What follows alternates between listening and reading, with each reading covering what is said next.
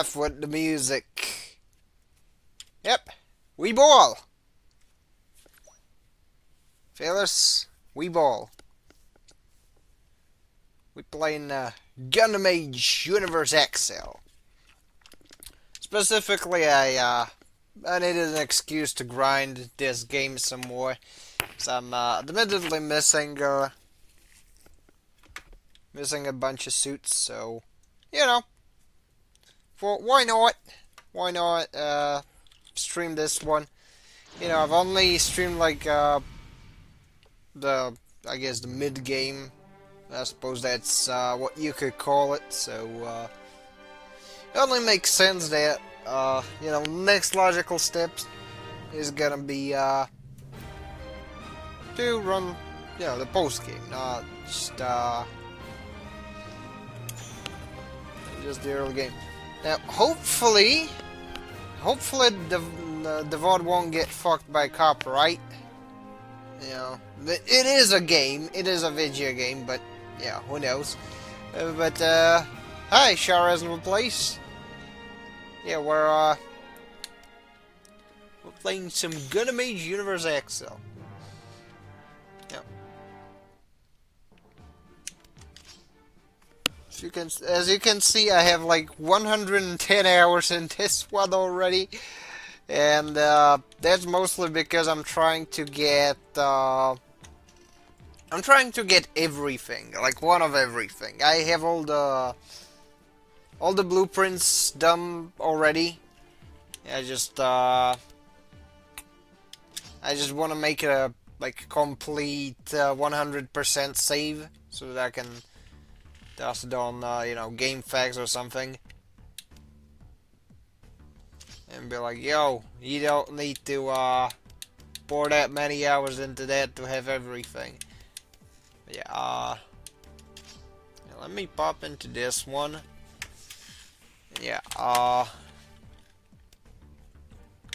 meant to move this analog stick, because I'm playing this one on controller, so that it's much easier to multitask with two analog sticks as opposed to WASD and whatever I have for the analog. But yeah, there's the H1 normal, you know, that is to be expected, that you get with you know, story mode. You get the Titus, you know, the big burly dude. There's a beam lariat, there's the kapow, wachow, and so on.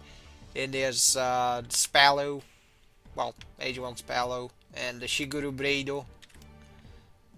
Then the Warzis, of course, you know, it's the tail end of the Flat arc, early Asimo arc, Riza, H1 Riza. It's got razor blades. I think it's literally called razor blades. Though one thing that I found out, I did check. This thing has a model kit, but the model kit is really bad, like really bad. Granted, it is a rather cheap conversion kit. Initially released with a magazine and then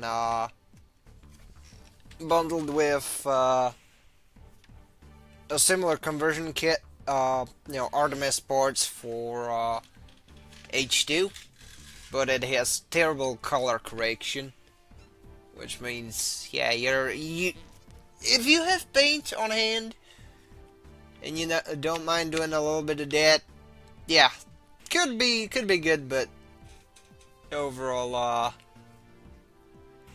think it definitely needs a rework. Honestly, here's the thing. I think the Wars and the others should definitely like get re-releases on, like, in forms of wares. Would be a lot more fun that way. But yeah, this here is the Stark with the Rutreba Lance, the Gradas, aka the not Zaku.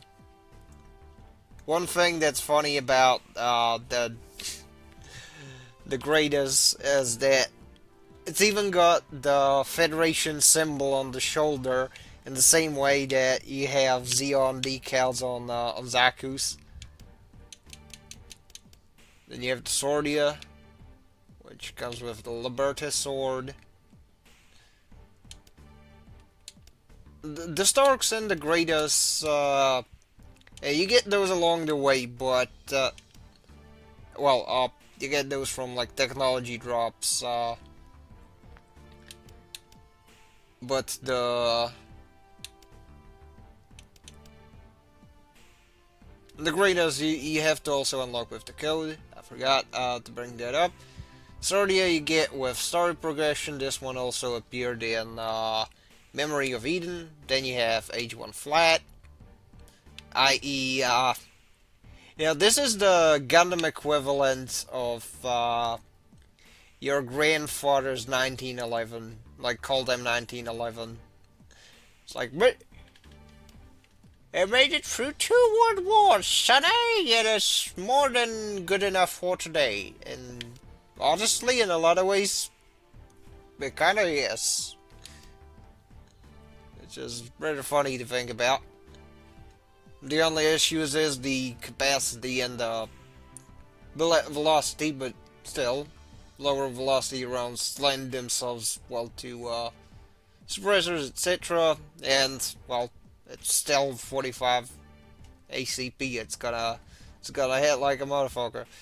But yeah, there's the Age 1 Zerga, which is look the goofy armor. It also comes with the beam rod, beam disc rod, which is basically an armored pizza cutter. I kid you not. Then there's the gun did, which its whole gimmick is that it has a gun, and it can make things dead. Like it's even got a like this big pack. Honestly, it does remind me of the big proton pack looking cannons that the Zaku series in Disney has. Age 1 Magna has a rod lance, it looks like either a mage or a magical girl, which is funny. The Age 1 Brocka, i.e. emaciated Titus. The distinct thing it has is that it's got thrusters. It's supposed to be a lot faster. It has an ability that makes it faster. Then there's Age 1 Glancer, which is just what if Age 1 Flat, but unironically had 2 wars, well, 2 arcs of the show that were a part of a long ass conflict already, behind it. It is like, no, I don't want to retire. I'll retire when I'm dead. But yeah, one pretty cool thing about this one is that this is technically also the full Glancer because it's one of its abilities that pulls out the Z-Fault launcher. Another thing, look at the bottom. That's the Dodge Hammer. The Dodge Hammer is really good. It's a 6-star and can get a lot of work done, especially during post-game. Now this here is the Age 1 Goliath. Pretty much, it's another melee suit, but this one is a lot more projectile resistant. It's supposed to be a lot more tanky. Then there's the Age 1 Beaks, which kind of looks like an insect at parts and has a machine gun. Then there's the Arius, which it's got like little wings everywhere. It's like a little pixie. No, not a Gundam pixie. I mean like one of them forest fatties. Then there's the Badland, which the Badland is special because it's got funnels, well, legally distinct funnels that it can launch from its butt flap. Too many age variants in the game. Yep. But yeah, I'm just gonna skim through them. Yeah, this here is the H2 normal, H2 Guardia. Basically, you know, if you remember from AOZ, the gigantic arm unit Hazel, that's this guy. One downside is the big ass arms do not count as separate weapons, so you cannot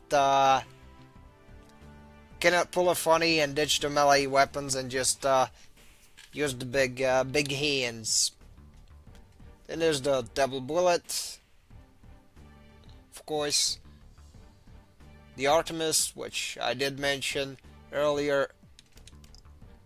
You get the H2 normal, the double bullet, and the Artemis like naturally as you progress through the story. Ditto for the Glanza.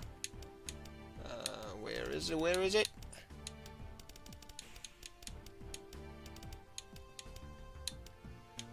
Dang it.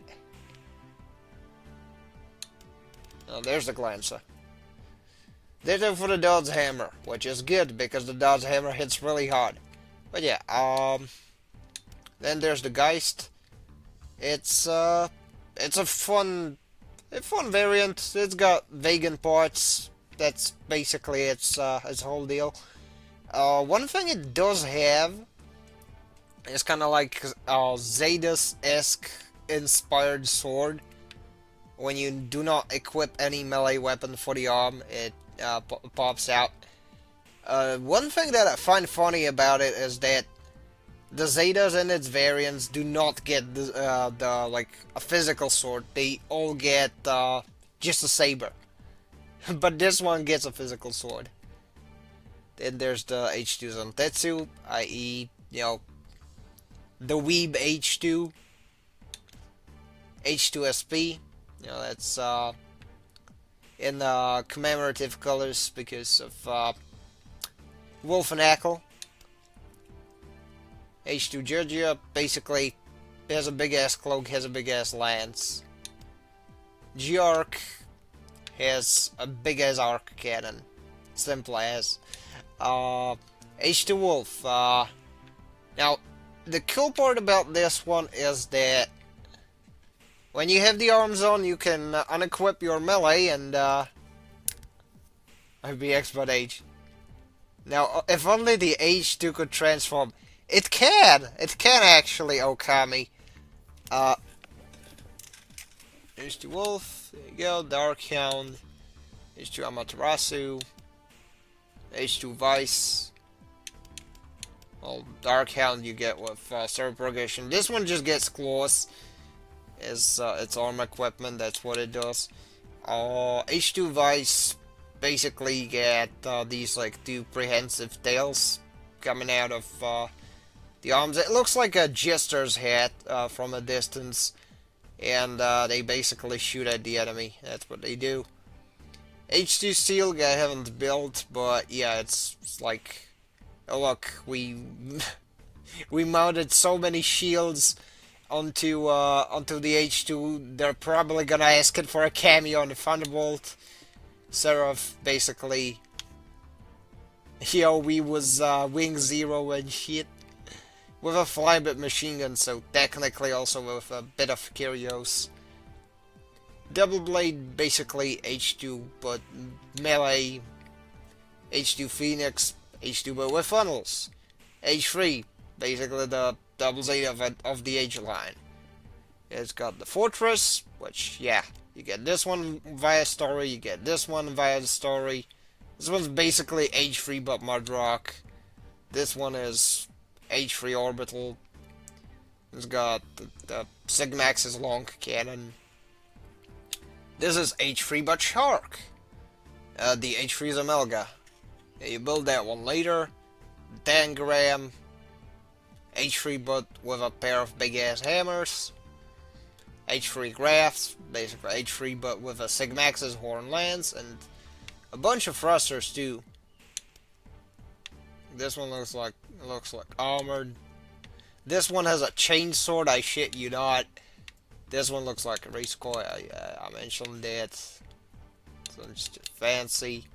This is literally just a discounted Drobium. I have no other way of putting it. Age Effects, yeah, you get this one by knocking out the story, but yeah, then we go to Genoese Stereo, just recolored Genoese Custom, Wolf and Ackles unit. Then you have Genoese Sea Noct, which the game can't really decide whether it's a variant of the Genoese 2 or the Genoese Custom, but yeah, it's basically the refurbished unit with better specs. Genoese 2 Diva, pretty much recolored version of the Genoese 2 you can get in the shops. Genoese 2 OC, well, yeah, Genoese OC. Adele Diva, Adele Supre. That one's, yeah, that's a recolor. Adele Mach 2, fancier Adele. Adele Mach 2 Nasser. Again, just fancier Adele. Clanch and basically a cooler Clanch. And that also comes with a better Clanch rifle. Clanch Custom. Yeah, pretty much just a fancier Clanch. GXS Ahos. Another recolor. G Bouncer. Also, on the note of this one, the Genoese Stereo, you can actually just buy its parts. It's in the shops, conveniently enough, so you don't have to craft some of these. The G Mount and this some of the ones that are only like purchasable in the stores are not craftable, such as, for example, the whatchamacallit, the Desperado, or the original Sheldale. Then we got the G Bouncer, the G Bouncer Dios, piloted by Raina Spriggan, later Gerard Spriggan. Speaking of Spriggan's mobile suits, there's the Tialeva. There's a recolor of it called the Tialeva Domina, and a purple one named the Tialeva Monarch, which sadly is not playable. Then there's the Sheldal M, and yes, it has the big ass cannon as its ability, not as a weapon, sadly. Sheldal Tori, pretty much just a fancier Sheldal M. Sadly, it does not. I don't think it comes with the fancy cannon. Sheldal Kai, this one can be purchased in the Madorna workshop. You don't have to craft it, which is neat. And yeah, from there it goes to Zilla Assault, because normal Zilla is shop only. This one is just a better performing one. The Gala, again, just yeah, fancier Zilla. Gala Assault. Then you get the Xeno. Xeno is also shop only. The Almeida Assault. Yeah, that's the Zalem and Uba faction suits. Desperado Seg, because, well, it's slightly better Desperado. Sheldal Rogue, which, yeah, Pirate Sheldal Kai. What's not to love, especially since it has the Knuckle and the Dodgebuster. You can run it without weapons and it still does decently. Data for the Sheldal Cattell, that's pretty much, what if we put Hot Wheels colors on the Sheldal Rogue? GX's Jack Edge, not a Brazilian thing. I'm really against them. Thing from Jeremiah Hembry. I'm really against them making a H2M fucking title card. Yeah, really against them making a sequel to Gundam Wing. We don't need it. Yeah, I kind of agree. Like, for one, yeah, it would be nicer to have more Gundam Wing stuff. Like, they could adapt Glory of the Losers. They could adapt Episode 0. But I think the ending that we got with Endless Worlds did not really ask for a continuation. I think it was like to the point, does not need any more. But if on the off chance they do not shit the bed, yeah, sure. I guess I'll have to see. I'm hoping there's gonna either be another OVA or something. Like could be, another like self-contained adventure of the Wing team. Maybe set during the events of the show. I One of the reasons why why I haven't gotten to reading Frozen Teardrop is that I don't really feel like you can do much with the lineup. They're already pretty neat. But yeah, this here is the G Syphos. Another code exclusive. Sadly, this one with this one you can't really use the fancy hook nor the fancy arm gun. At least from my experience. It does get the big heat sword. Well, the high output heat sword, though unfortunately it does not get the snake sword equipment.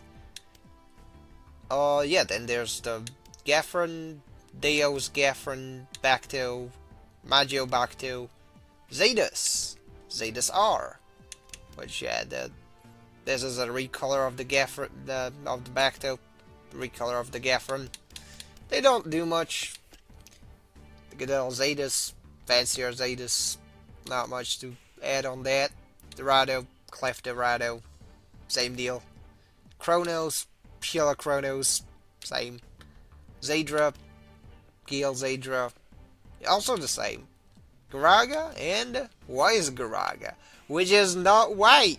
They call it white in German, but it's not white. It's this, well,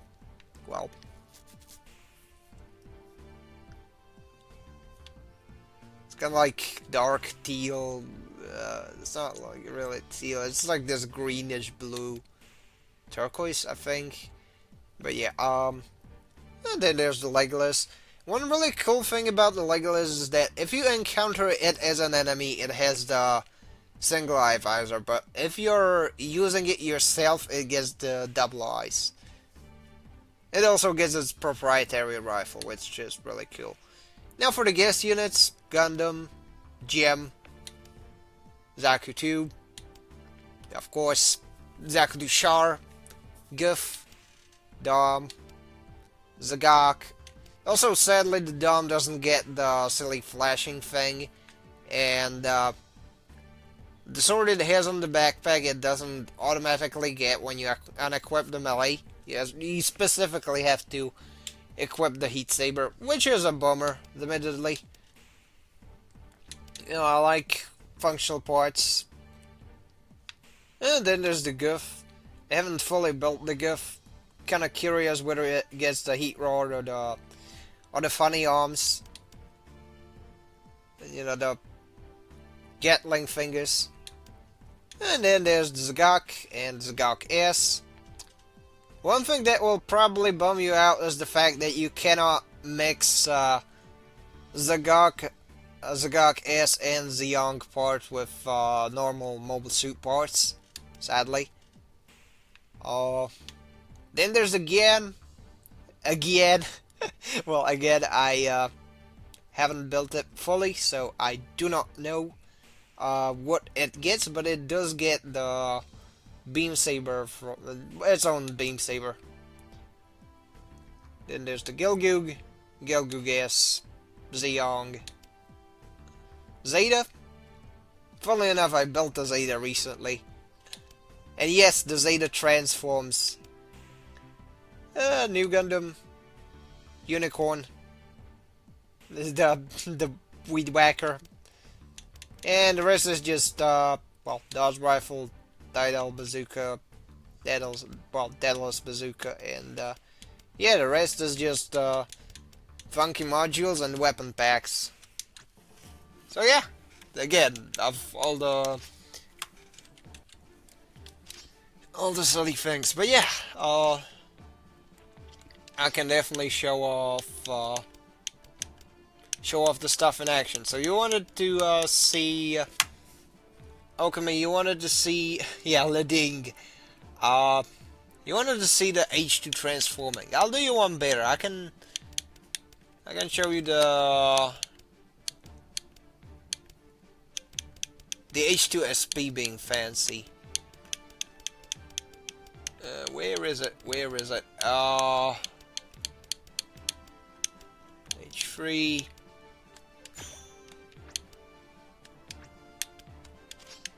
One thing that you will immediately notice is that I've put ridiculous amount of levels into the G-Bouncer Deos. Yeah, that became my workhorse unit, so that is to be expected. And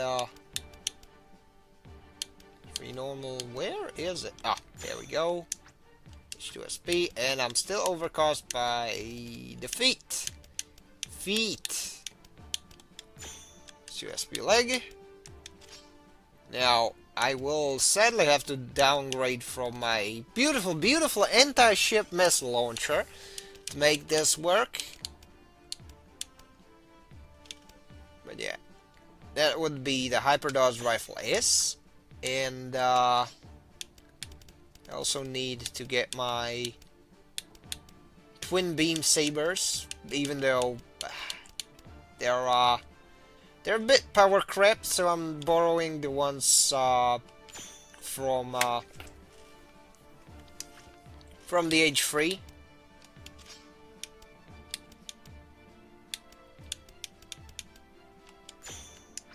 And I can also get a bit fancy with these. No extra weapon.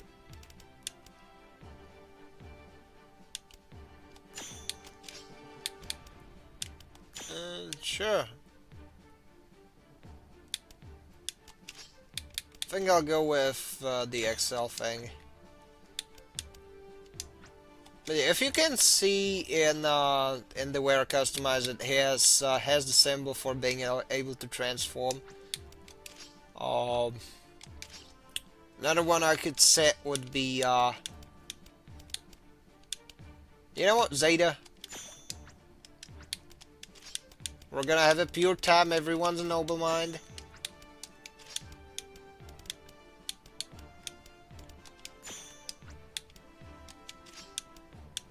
But yeah, where is it? Let's see, Rosita. This one has, I've put twin impulse cannons on this one, but yeah, the Zeta rifle would be this one. And yeah, the Dark Hound can also transform. The Zeta also gets a special skill called Hyper Mega Launcher. In case you weren't feeling hyper or mega enough. And of course, you know, you got the Dark Hound. Dark Hound.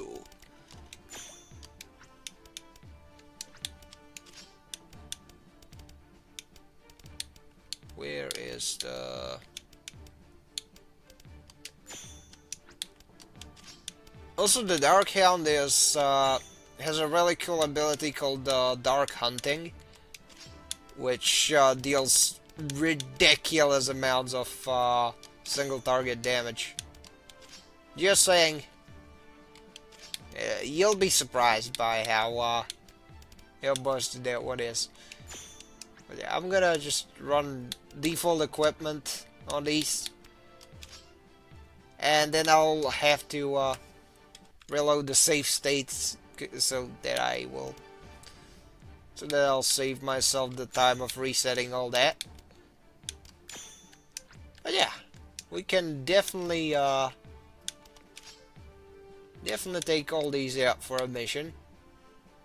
Yeah, let's take them to like something lower end.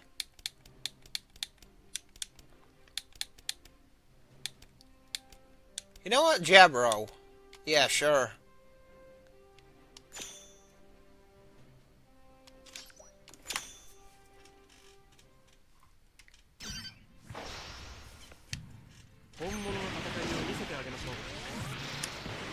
One thing you're stuck with when, transforming, sadly, is that you have to do it from this tab, and you have to do it like that. Oh.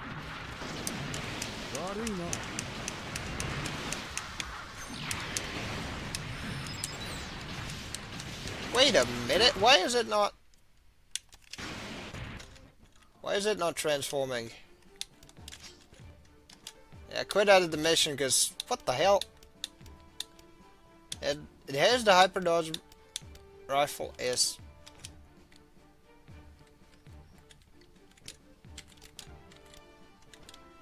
Because the way transforming works, look, I'll take to the Power Colony.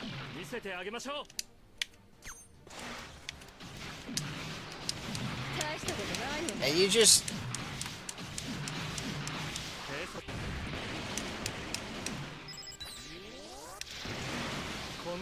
oh no. Oh no, I just realized something. Something very stupid. I have to have the melee weapon set that way too.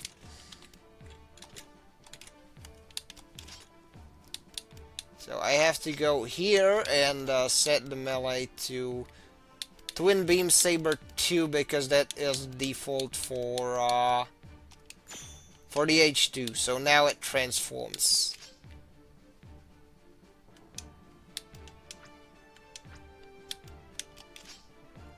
It's kind of stupid because, well, by the time you get there, it's gonna be power crapped as hell, but, it is what it is, so. Twin Beam Saber 2, and, let's go here, Soldier Rank. Sure, we can go to, first one as well. Oh. Where is my transformation thing? That's a straight up a bra moment. Because I do distinctly remember being able to transform. Oh. Oh, maybe it's because I'm holding down the wrong king bumper. But yeah. You can absolutely do it. The downside to this one is it only pushes you in one direction. And you have to be in the Where Select menu. And it also eats all of your boost. So yeah, the transformation is possible, but it's also kinda ass, sadly.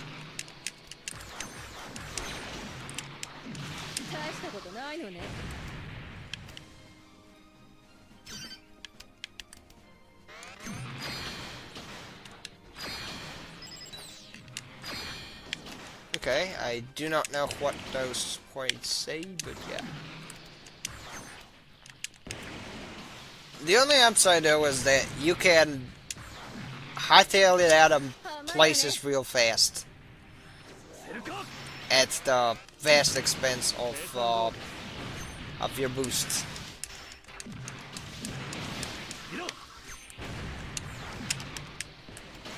You can also shoot while in that state, but yeah, it's not particularly good.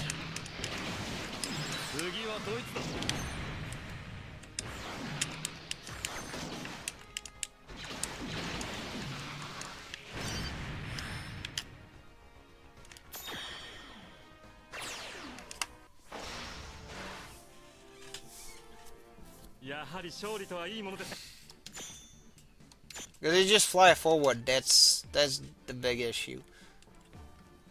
If we reload and go into some like Oh look, Thordia. Sure, let's go to Thordia. Show off the Zeta. Zeta Gundam Ikimasu!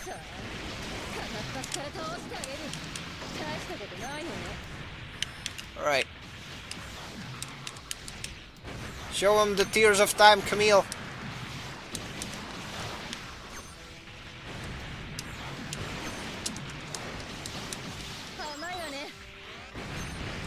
Yeah, shit's super energy hungry.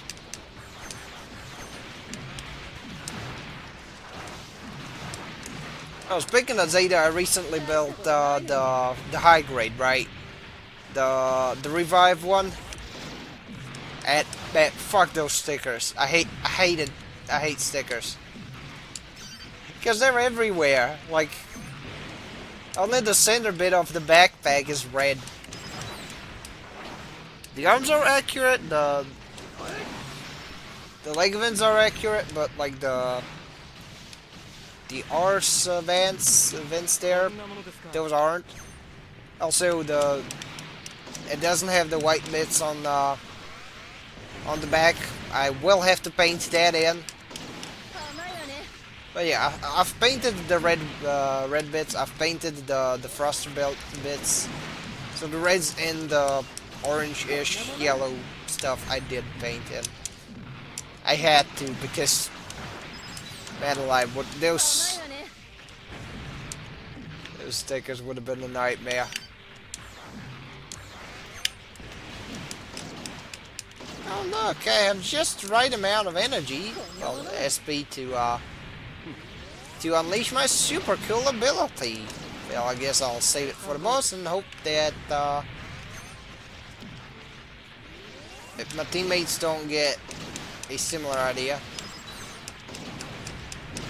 One thing that I do find very odd is that the Zeta itself, like, it's an alright suit, but it's not like, you know, anything groundbreaking.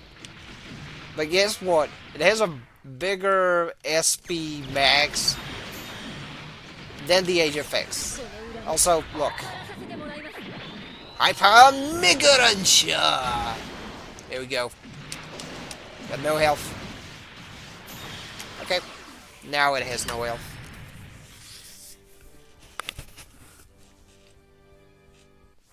Oh yeah, it's pretty much the same case with the Dark Hound as well.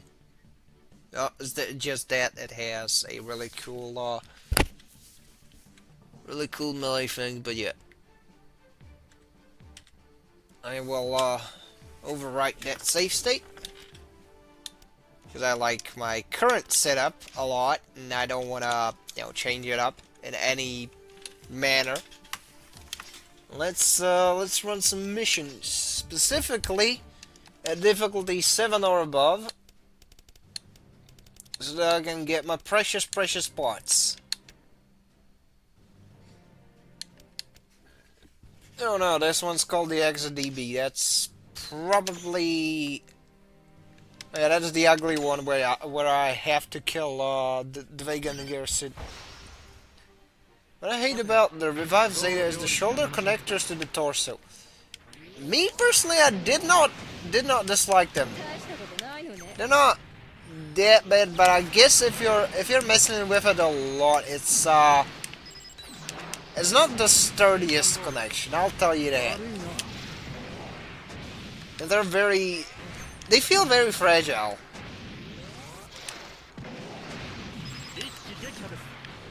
But yeah, I did not fuck around with the arms that much.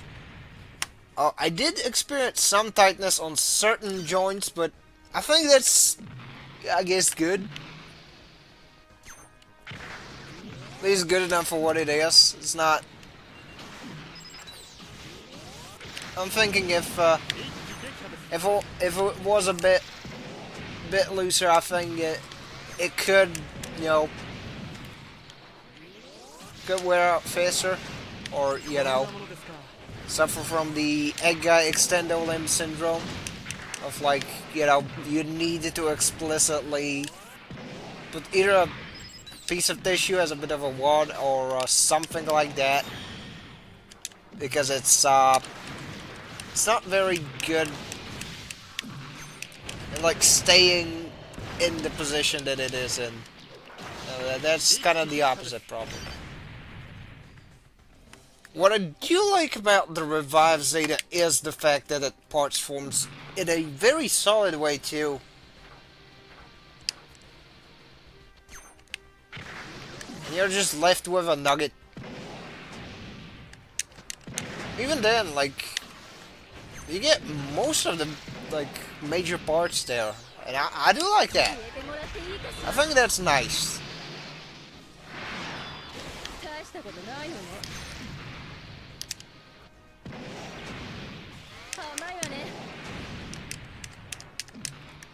But yeah, overall not a bad kit, but I think it would definitely benefit from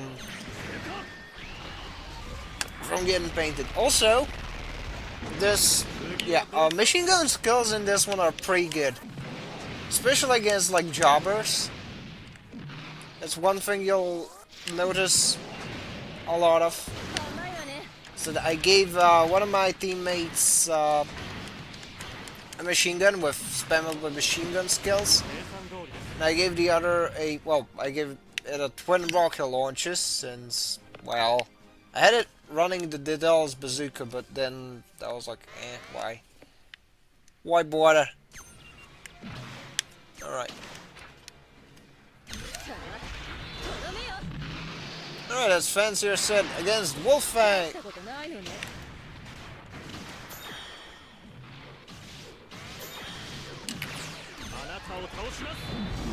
Oh, unfortunately for the Fancier Sid. End the road, buddy.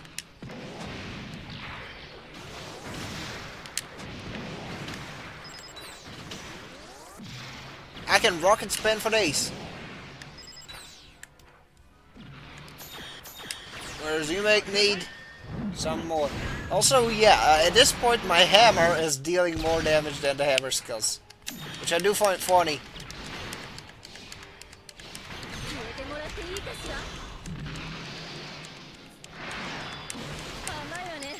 Like, look at me slicing chunks out of this dude.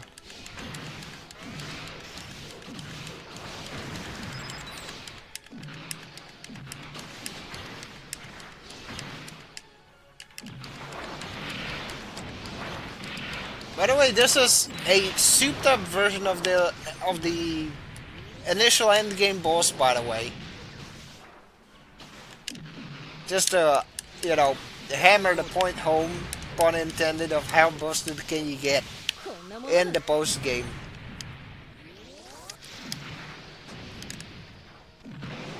Also, yeah, if you do not recognize this weird enemy character that has like these like knife arms, the egos, that is usually blue in its normal form, that's from that's a game originally in it. It's basically a grunt, which in the setting is supposed to be used by the X-Rounders. But yeah. Still dealing decent damage to these. Like, oh yeah, a weapon to surpass vegan gear. Oh, sure thing, buddy. How was that hammer taste?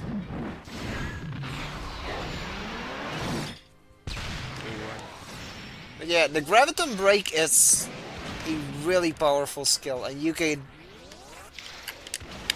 pummel the shit out of people with that. Like, even like when you max out the hammer skill in this one, the single target damage is really solid. To the point where it will definitely help a lot. Yeah, hopefully. Oh, I didn't get any parts at all. Okay, I will not do the thing that I usually do, because one trick. There's one trick when grinding Gundam AGE that I want to impart on you. If you're running this on an emulator, which I am, the mission reward pool is very much randomized, and basically occurs at the end of the mission. So it also depends. Well, part of the thing that it randomizes off of is, I think, the time and position, your position off of finishing the mission, so that if you just reload and have the things play out normally, it may get you the same results. But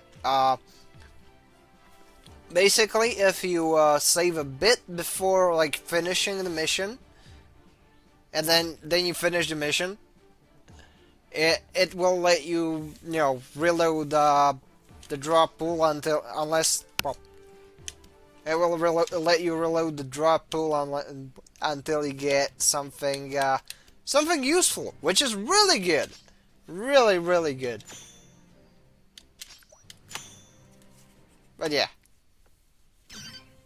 casually clapping vegans into oblivion. Yes, I am playing out the late Flit Asno's greatest dream of total vegan death. Kill vegans, behead vegans, roundhouse kick a vegan into the concrete, slam dunk a vegan baby into the trash, bisect vegans, cannibalize vegans, throw vegans into active volcanoes, chuck vegans into a vat of acid. I am sorry, I do not know. I do not know the TND copy paste by heart, so forgive me there.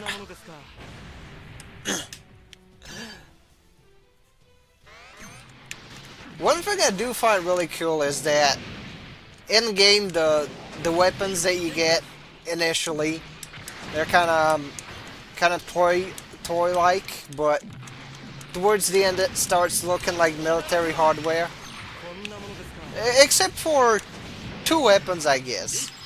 The highest tier machine gun in this game, well, the highest tier machine guns, both like physical and the beam ones, they look like dicks. I shit you not. I will show you. I am not being facetious.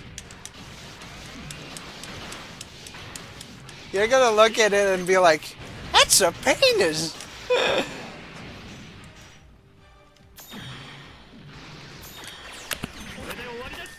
But yeah, I will... Bonk!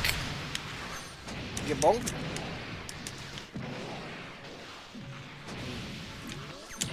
You know, ever since I managed to dust off my enamels, I've been on a bit of a gunpla kick lately. I'm kind of considering building either the high-grade Marisai Xeon Remnants and, putting the full Flectorn camo on it. Hopefully. I think I should get better at painting before that, but yeah, another one I'd like to crack open at some point is the high-grade Zogok that I have. That'd be fun too. But yeah. Also managed to get two scripts done. I'll still have to get the audio for them probably next week. Get them edited probably next week. But yeah, it's definitely gonna be great, and there's gonna be stuff to look forward to. So it's just like Gashapon Wars, you gotta spam save states to get what you want. Yes. Yes, technically yes. You are correct. You are correct.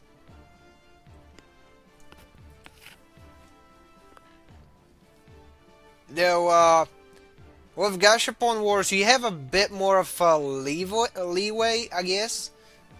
Because with Gashapon Wars, you just have to save state, like, right as the turn is playing out, and the victory condition is being done, and then you just fast forward, you look at what you got, and then you're like, nope, reroll, or hell yeah, I want that. Whereas, goodness gracious, whereas with this one, you kind of have to just arbitrarily pick a point, but before you like end the mission, I guess. All right, General Ranku. Let's see, which one?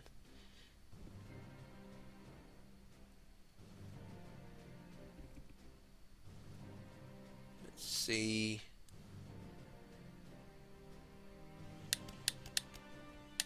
I'm trying to think whether it's Kyosei or Kyosai Gundam that sure, do I have any? Anyways, should be another one. But yeah, that's more than likely a clash against three generations of Grunts and the Gundam. More than likely. Because I do remember like the late game Asano trio being the field bosses in a 10-star stage. This is still like difficulty 7 or 7-star difficulty, which is where you get 7-star materials. That's one thing that's really neat about these, is that you know precisely what is where.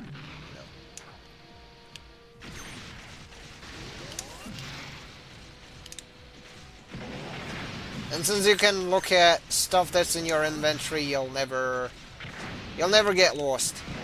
Another thing that's really neat is that when it comes to 5-star or below, you know, to materials that are ranked 5-star or below. I mean manufacturing materials, not tech materials. You can kind of cheese shit. I kid you not.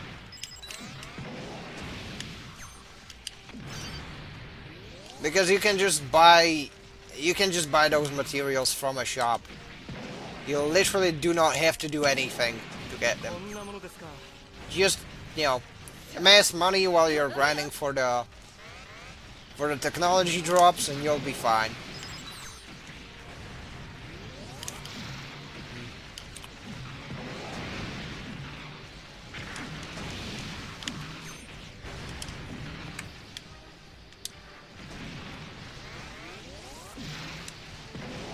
But yeah, the Zeta, as it is right now, I've put it in Wave Rider mode, and it is currently on the shelf alongside the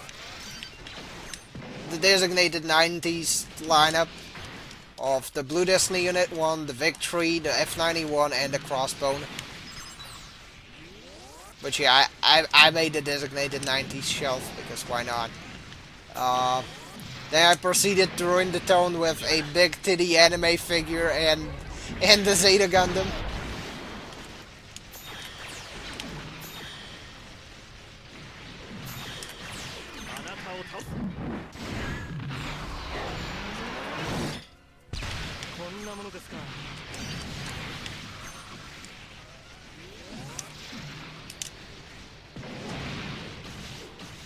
Also, chaps, have you seen that P-Band? I think it's a P-Band announcement of like Duo's baseball cap, and it's just a plain black baseball cap with a fancy logo on it on like the strap. I thought it was so funny. It's like so low effort.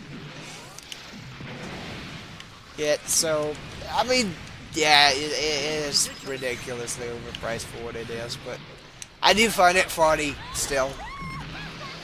Also, the twin blade skill they're spamming, is the Wolf Fang. It comes with the segueing into the roster in this game. The GXs is variants, except for the Jack Edge, the G Bouncer and the G Bouncer Dios all get the Wolf Fang skill, which pretty much let you do a decently powerful single target attack. Assuming you're running twin blades. I do not have that skill because I'm running a hammer. Because I like my hammers. Because they can throw dudes all over the place, and that's the fun part. You know, you don't get to they don't get to hit you with their goofy SP attacks. Because they're too busy being thrown all over the place. But anyways, I think it would be very funny if Bandai made a mug with just, you know, Tears of Time written on it. You will sip on the Tears of Time. Quality Zeta merch right there. Right. Also, yes, that's a heat stick and the arm of that Genoese.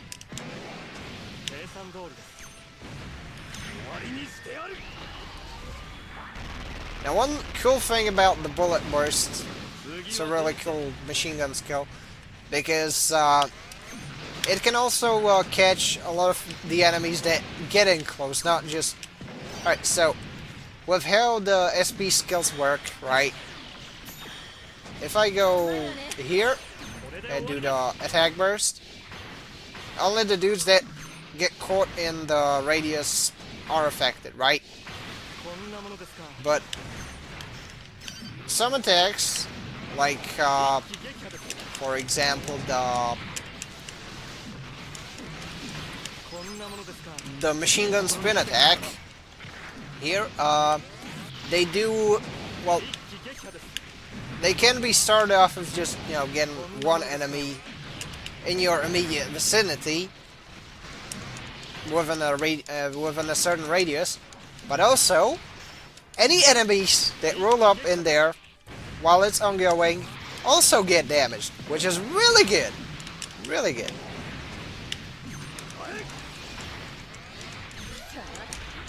You don't have to bother about, you know, having to time it right. You just have to pop it and, you know, whatever gets close gets obliterated. Ugh. I've also been on the game front. I picked up Metal Gear Solid 5 again. Which my mortal sin to this day is that I have not started with the first one. I've started with the fifth one. Because I kind of like the characters. Because I used to watch a lot of the playthroughs of the game when I was a wee teenager. I was like, holy shit, Quiet has them tickle bitties.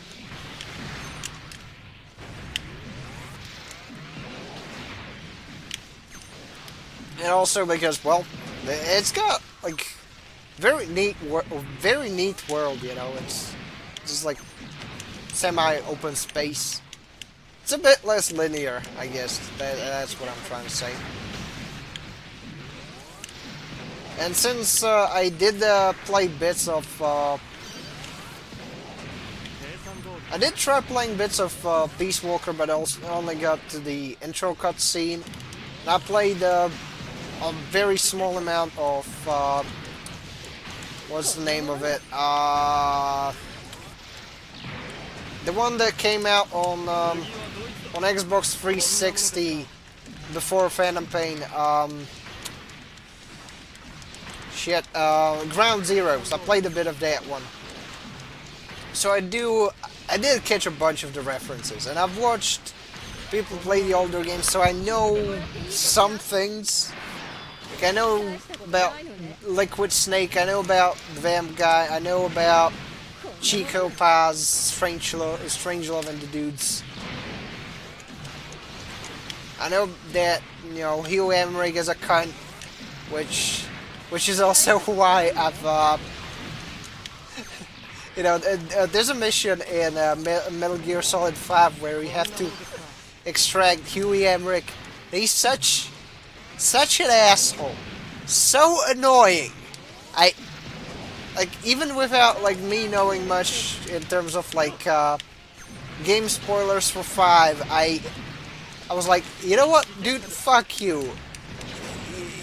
You backstabbed us. You fucking snitched on us with the nuclear Jannies. You know what? I'm gonna have D-horse shit on you, and that's what I did. I literally chucked him in the middle of an enemy base and had the horse shit on him.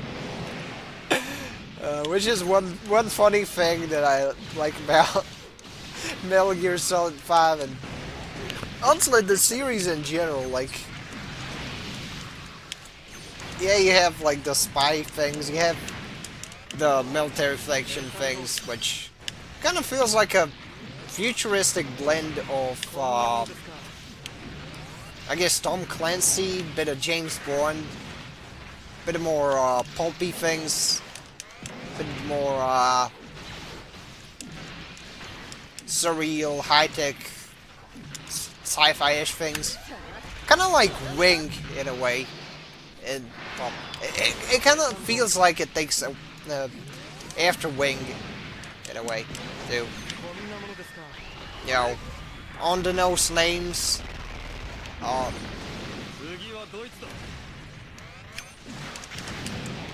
Going over the nature of war, higher concepts, as well as the more grounded stuff.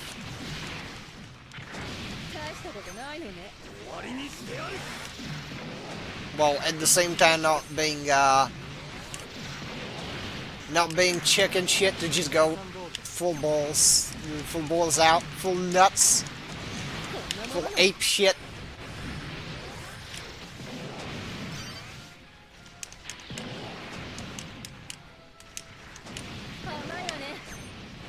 So I think, yeah, if Kojimbo was ever a Gundam director, he'd just make another Wing. He'd just name it Gundam Gear Solid or something.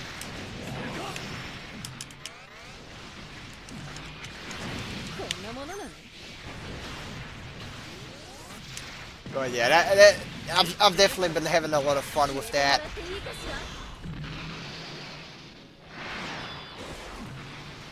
Also with the, like, little side activity where you tranquilize little animals, and I've actually caught a bird that way. Got a bunch of birds.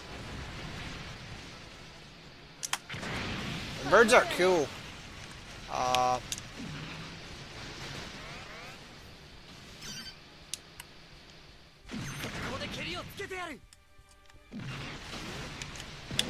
yeah.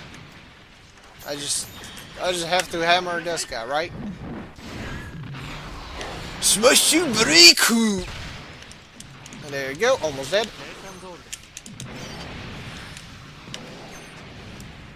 The best part is it don't cost me jack shit. But yeah, it don't cost me jack shit was in reference to this one, the Gundam AGE game, since the skill for that's called, you know, Smash Break, the free SP skill is almost free now that you think about it. And yeah, this has the capacity of 8. One downside another downside I did not get to in the G-Bouncer DO's video, to the G-Bouncer DO's, is the fact that you can't really run multiple custom parts with it. Like, it's got really good raw stats, but only one slot, which is kind of sad. But oh well, it is what it is.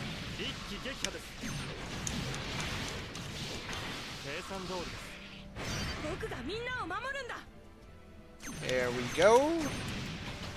Gundam AGE 3, and hi! My name is what?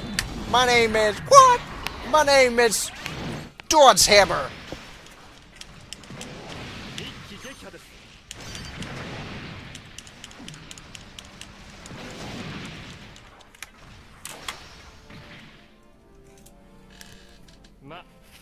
Oh yeah, Zaku theme socks.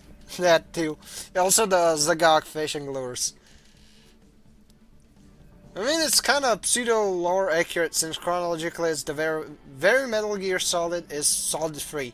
I've seen bits of free story, so I know the big catch with the boss and such. But yeah, yes, after Wing. But instead of mobile suits, we use nuclear tanks. Yeah, if I remember right, furthest I got in Cross Dimensions was Jabro. And the stage before that, the Black Tri-Stars were funny. Nice. They start up attacking you in turns, they basically try to jump you. Oh, that's funny. They just roll up. I do like the rendition of the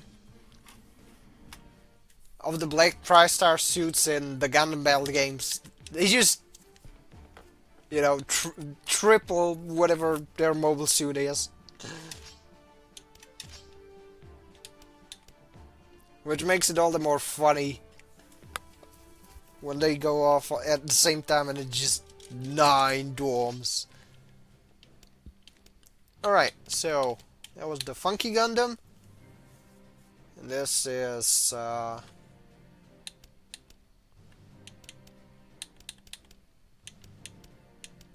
so that's the Space Fortress Ambat. Perfecto Mobiru suits, that's probably a fight between, oh, that's a fleet battle. I don't like fleet battles. Because you gotta babysit a ship. Oh well, let's get to these. Yeah,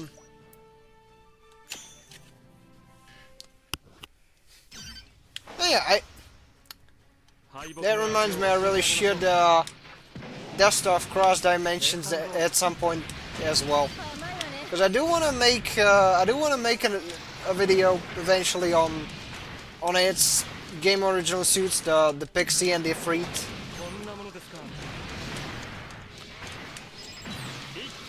I just have to write down the upgrade slot for the gun cannon so that do not soft lock my ass.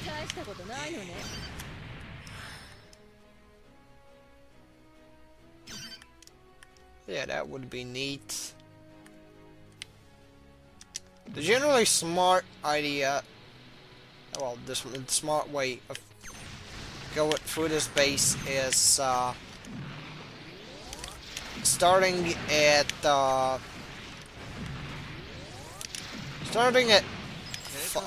field 5, because that way you can engage with enemy turrets. Though when it comes to this one, you're not really doing that, because this is the kill enough things for the big enemy to show up. Yeah, towards the end, a lot of the missions in the crossplay mission mode get like really repetitive, which is why when you're grinding, you can just honestly, what I do sometimes is that I pick whichever is the shortest one. Then I just repeatedly, you know, ideally the shortest one with just a single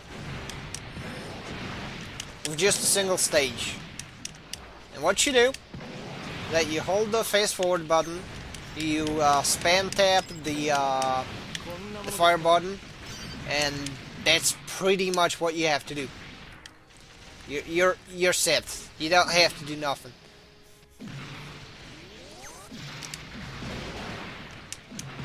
And yeah, then you pop a save state before the very end, and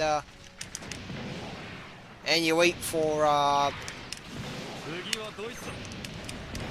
the drop pool to be decently bountiful, or at least have the stuff you want.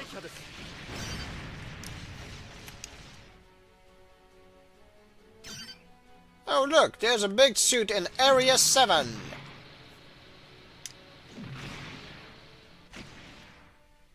Big suit, and it's just a fun 4CP.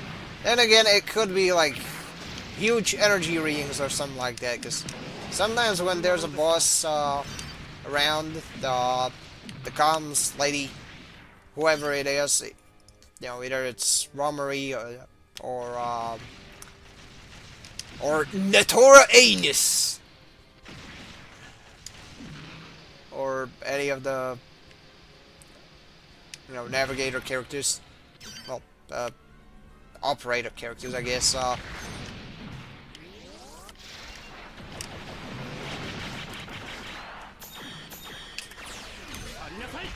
They're usually like, oh, there's a lot of energy coming from this area.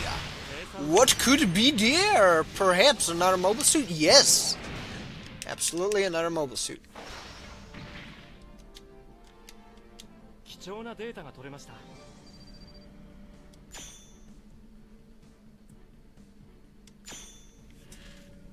I should probably drop a save, just to be on the safe side.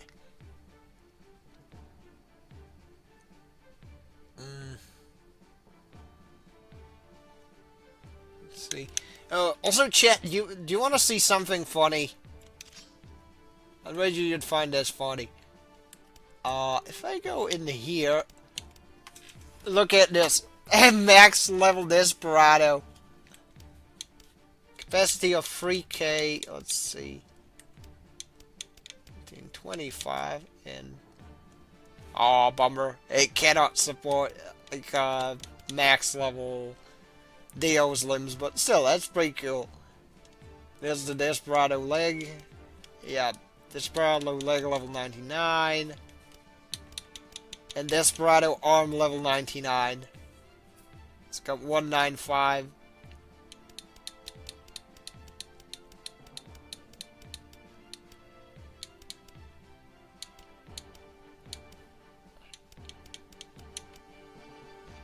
By the way, even like at level 38, the Age of X arms do not have the modifiers that the Desperado arms has. In terms of like shooting, melee, and defense stats. It's Kakuto of 85, Shageki of 85, and it's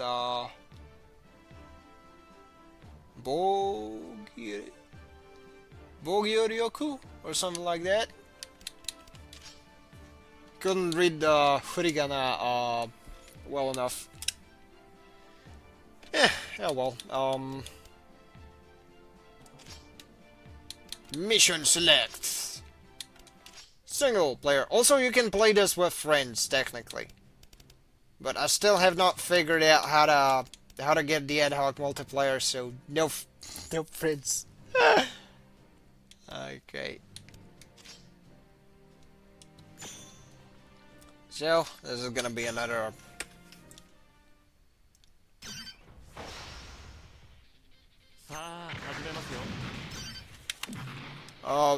I guess another game where the black Tri-Stars just jump you is whatchamacallit, Operation UC.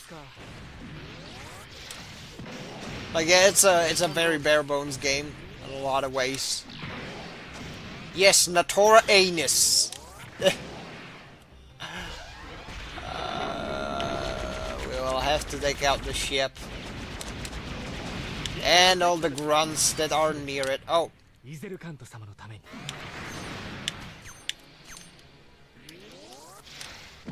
Also, a couple of weeks ago, I finished my usual yearly reread of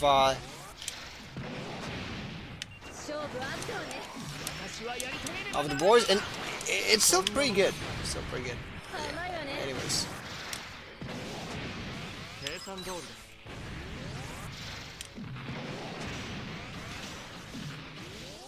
Anyways.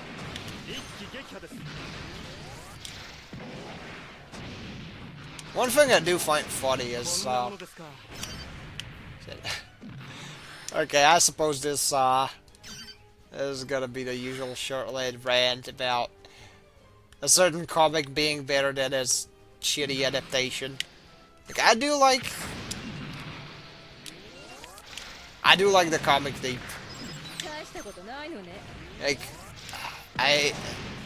during the initial read, he felt like, you know, just a goober, but I think I've definitely gained an appreciation for that character, like, in later rereads, because, like, he's just there. He's just there to get his paycheck. He does not... Unlike the others, like, he does not do any sick shit, any evil shit. He's there just to be the king of the deeps and collect his royalties. And yeah, that pays off. He's the only guy who's not who doesn't either quit the Seven or get, you know, turned into fine red mist.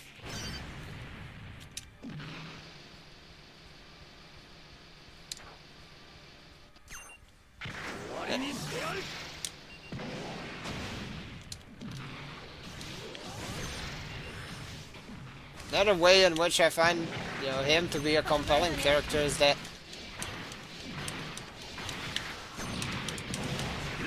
you know, he's the prudent guy.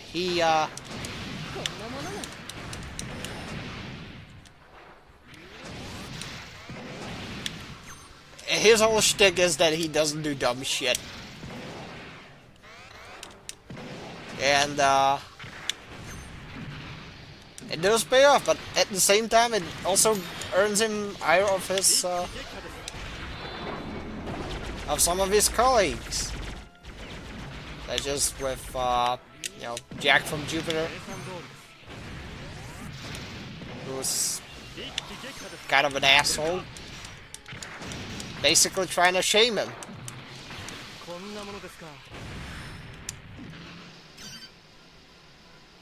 And basically playing on the on certain crabs in the bucket mentality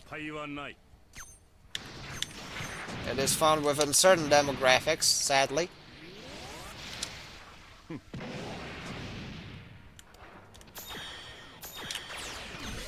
Anyways. Bonk.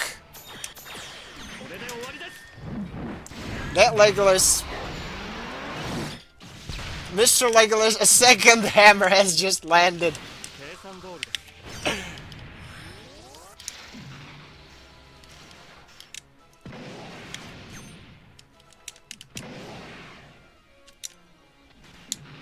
But yeah, it's much better than just making the guy a generic comic relief fish fucker. Anyways, back to... Alright, what was the topic again? Aside from that. Oh yeah, I'm glad I finally got around to actually doing like partially painted builds. I did the triangles on the BD one for practice. I redid the accents on the victory, which looks really, they look really good. I also repurposed the decals I had left over from the X1, and man, the victory I have currently, it looks really good. It looks really, really cool. Like a proper, you know, aircraft. I'll probably want to top coat it at some point. But yeah, it definitely gave me a lot more confidence with enamel paints, which I'm really, really glad about. Hey, it's Big Lady, yeah! Hey, it's Kinsey. How you doing? How you doing, my man?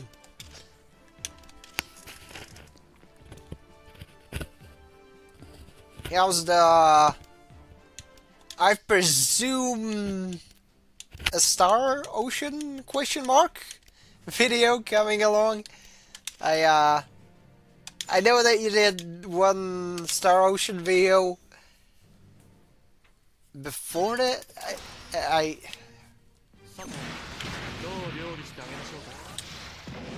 There's a bunch of the fantasy RPG, fantasy-ish RPG vids that you did. I remember one being on Star Ocean and there being a teaser about. At some point, I'll get around to doing a larger video on Star Ocean. I think it was 4. So yeah, I'm curious how that pans out. For one, I'd be glad if there was at least a brief return to the Gundam Vigia, but yeah, that's me and my wishful thinking. I genuinely love Gundam games, a lot of them, and yeah, more fellas trying them out is a good thing.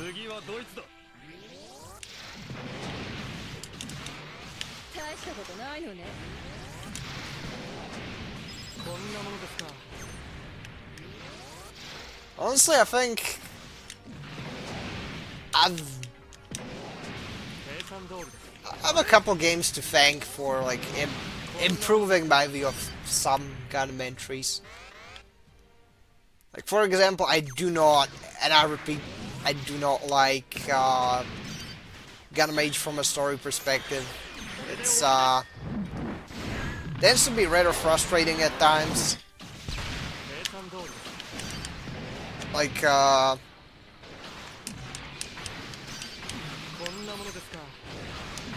you have the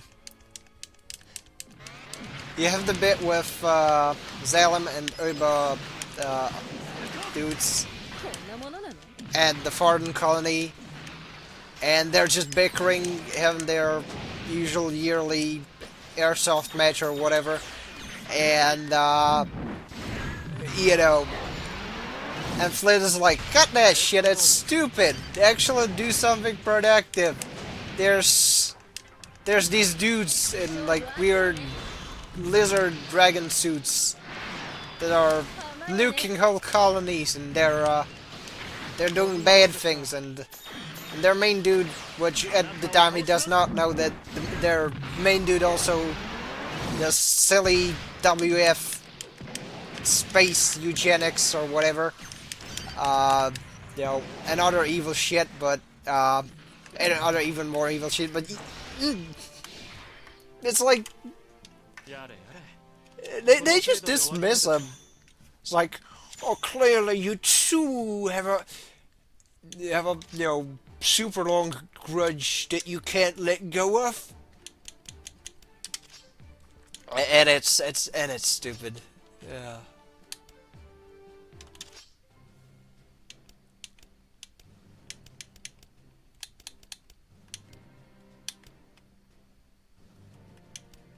There's Jabro, there's bits around Earth. This one is where, this is where the Zagok, yeah, that's where the Zagak blueprints drop, and this is where the Zeta blueprints drop, by the way.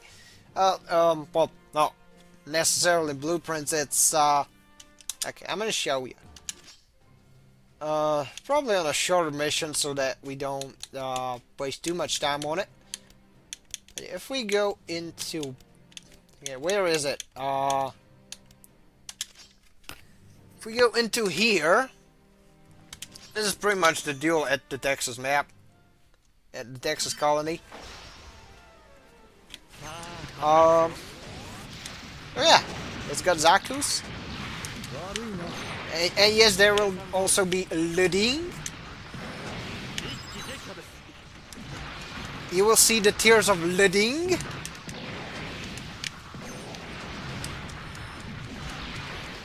As you can see from the flicking of the finger, Mon Lieutenant, send him more cheese. And then he said, looting.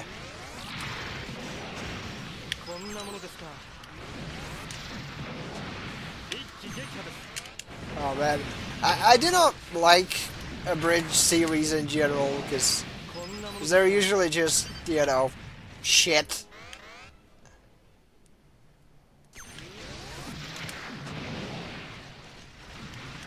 Like the only cases where where I've enjoyed in a bridge series is like, you know, rarely when it's a bridge of a good series, or when it's a bridge of a completely dog shit series. Because otherwise it's like, it's just shitty improv otherwise. Usually.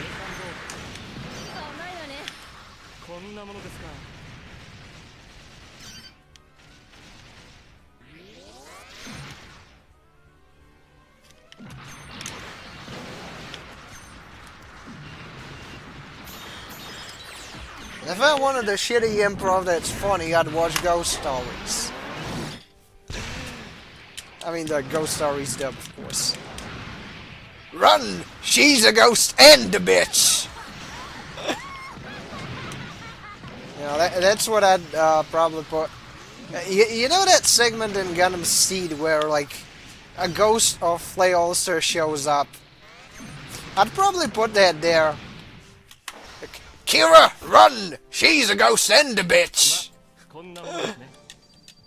But yeah, as you can see, there's a DB MS-14A, which, accidentally, fell on the controller, but fortunately it's fine. But yeah, if we look, here in the items, and I do not sort it, you can see there's the DB MS-14A. Now, what this is, it's basically Gelgoog parts. It's literally just Gelgoog parts. And you go into the blueprint view. Again, I have it all sorted, so you probably won't see it, but I'm gonna try and explain regardless. So if I didn't have it unlocked, there would be like these rows with like ingredients. Well, not ingredients, materials needed for it. Specifically, like the technology drops that you need for it. Kind of like with if you're making stuff here, there's usually stuff showing up, like, you know, here, like how many bits of material A you need for this one, right? My point being that you get the guest unit blueprints by getting the DB materials, such as the Gelgoog DB material that I got for this one. It's, it will say new blueprints have been added, and that's where you get your fancy blueprints. It will always require one set of database technology drops, and then it just grabs a bunch of like generic technology drops from the same tier. Well, from the same tier as the suit is, I'd like to think. Because as you can see, like the Gelgu is like 5 or 6 star, whereas if you look at the technology drop for it, it's 9. But yeah, I just wanted to showcase that. Now I've you know, having ran through tier 7 stuff. Also, I gotta mute my tabs.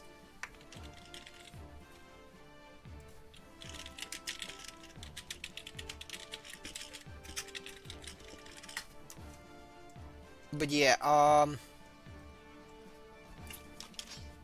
might as well start making stuff out of the parts that I got along the way. Hyper beam axe. I already have that, so let's see, stuff that I do not have already. Well, Adele Supre. Clench. And I already have parts for it, but yeah. Keleva Domina, yeah, that takes 6 thing points. Sheldol Cattell, yeah, that's another 7 star thing. Clef Dorado. Where's Garaga? That's probably 8 or 9 star thing. Chronos. But I'm guessing I should have enough for Zagok, actually. So that I can finish my Zagok build. No, I'm missing a couple more, but still, at least I got those. Those the areas. Wolf Amaterasu. I already built the Phoenix arms. I just need a couple more bits of stuff. I could finish the Zamelga set, honestly.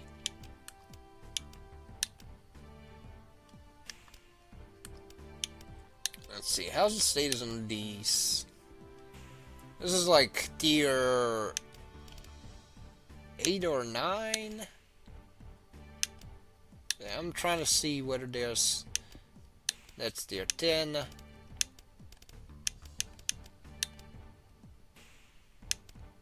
Should be tier 9. Then there's the booster, which... That's tier 8 or 9. And yeah, a lot of these are just... Like... I usually get them when I have a big surplus of stuff. It's for shits and giggles. But yeah. I guess we could finish the Zamelga build. You know, the Age system kind of reminds me of a 3D printer. So I do like to joke that Flit pretty much just came with a 3D printer and started handing out, you know, PA looties to whoever was around. But okay, that's legs for the Vice. The Claw. Or the vegan armor. I think the Zamelga looks cooler, so Zamelga bits it is, and let me update that in my charts. Because I usually try to keep track of what I already have built, so that I don't have to go out of my way to check. Okay, it's 5:50. Yeah, had a rather busy day, but yeah. Things are coming along.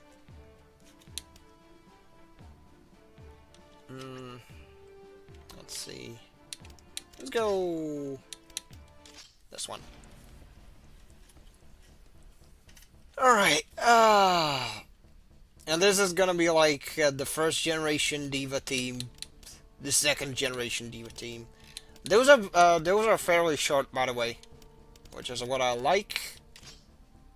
It makes things a lot simpler. You just get a bunch of enemy waves and that's all. You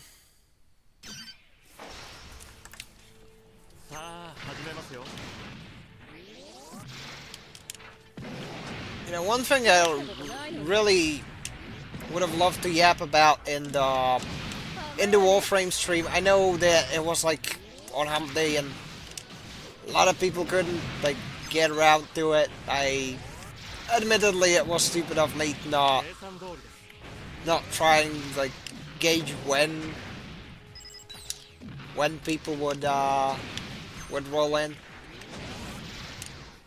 It was kind of silly of me. Should have checked for that, for people's time zones and such. But yeah, one thing I hadn't gotten to at the time, which I wanted to get to, was a rather stupid article from like 3 years ago. See, back when GBO2 was finally coming to Steam, it was like 22, 23, somewhere around that. You know, of course, what do you do as an internet outlet? It's pretty much operating anywhere, in any sector. You know, you try and capitalize on people's attention. And so, you know, there was a certain article that, well, it would be incredibly charitable to say it was ghost written by AI, because it had very egregious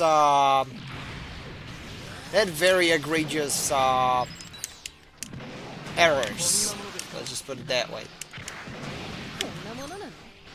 The author didn't like even bother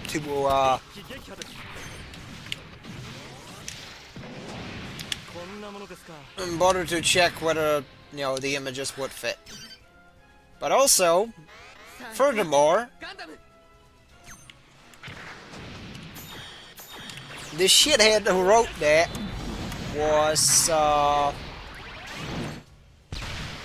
he also plagiarized people's thumbnails and video stills for that. Let me try and see whether I have it somewhere, but yeah, let's see.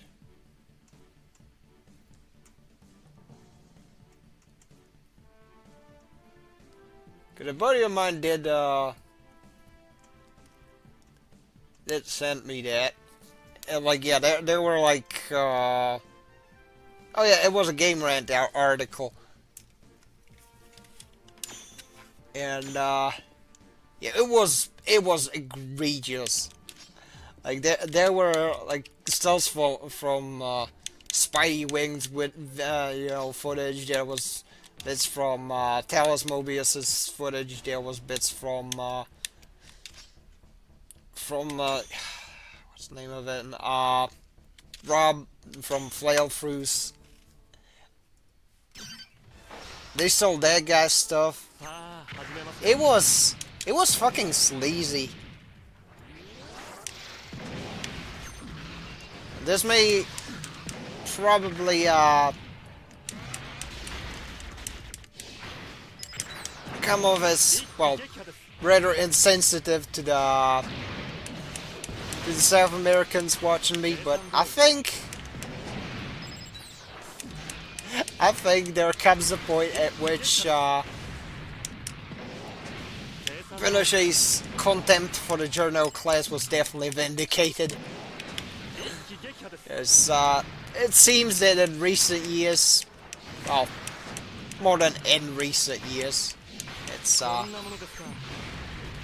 been an issue longer than any of our grandfathers have been alive. Let's be fair here. But you know, it's sadly a profession that definitely attracts sleazy, disingenuous fucks. You know, be it the scumbags that turn an execution picture of an NVA war criminal into some sort of a statement on US brutality, even though again the guy executing the dude on the picture was South Vietnamese, and second of all, the guy who, you know, the guy being executed literally committed a massacre within a South Vietnamese village. But you know, for years there's been like shitheads that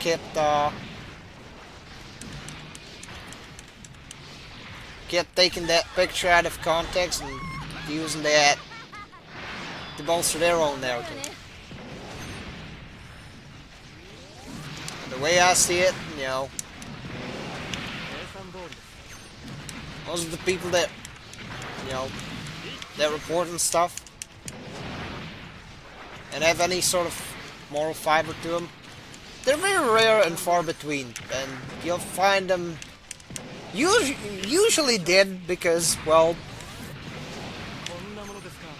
a lot of times they blow the whistle on some evil shit going on, and guess what? You know, if the mob has vested interest in them croaking, they croak. If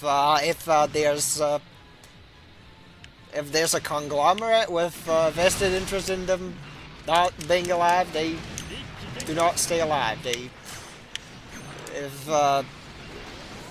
Especially if the government does. Then again, there's a very little layer that ever separates, you know, organized crime and repressive governments. I mean, Stalin, on top of, you know, him being a chomo, he was also a mobster, if that tells you anything.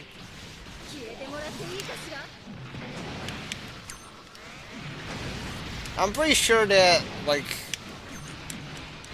the one whistleblower guy that got murdered, must have been over, like, 6 years? No, not 6 years. More than 8 years back.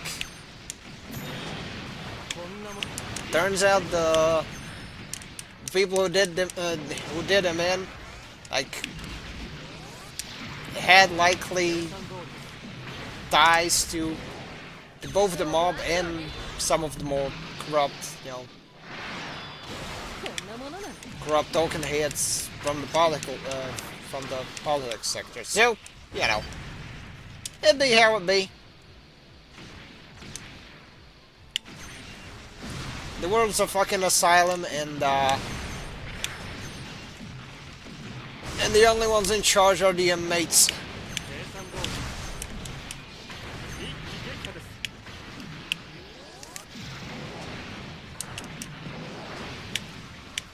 Best one can do is, you know, make do.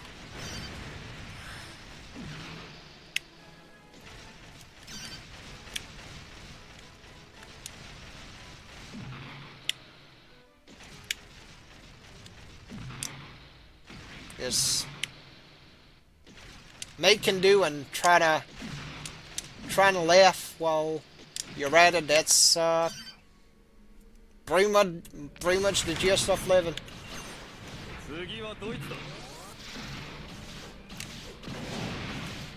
Especially with how fucky things have gone, and especially with fucky things have always been.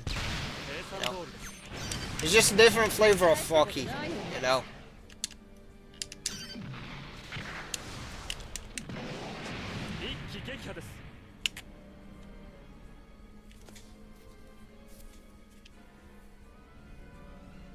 Just so happens that,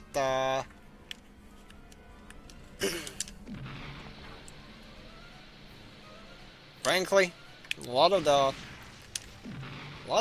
adversity, you know, we as people face, they staying the same also.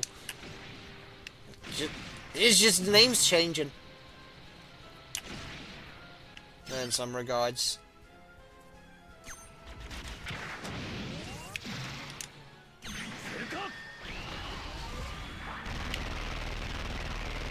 So nowadays, you know, a lot of people don't want to upset the apple cart, or you know, instead they want to make, you know, control the upsetting of the apple cart, which is where we get like the soft power bullshit that you see with China and like trying to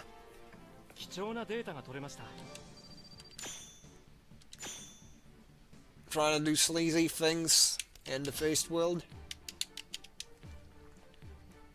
as well as with, you know, other channels, but oh well. Oh, let's see. Yeah. Speaking of adversity, I do not like the fact that at the moment I am trying to land myself a summer job, so that when I'm out of uni, I'll at least have some buffer zone before, you know, before I have to go wallow in the mud with a bunch of LinkedIn sociopaths in order to get some sort of a tech job or something even remotely viable, you know, in this academy. Frankly, I'm kind of apathetic in some of my aspirations, sort of in the way that, you know,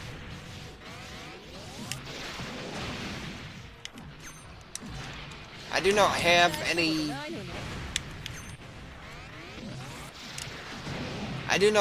like grand vision. I don't want to change the world, well, except for like making minute improvements to it on a very small scale. You know, I have no lofty aspirations. I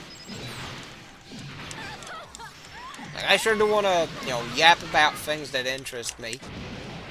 But even that is a hobby, not like some sort of a life goal.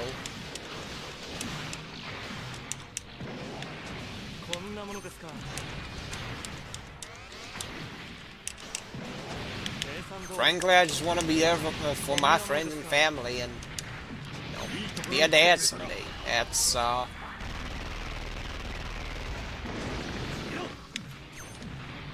frankly, that is what I view as, you know, my end-all be-all for existing, basically.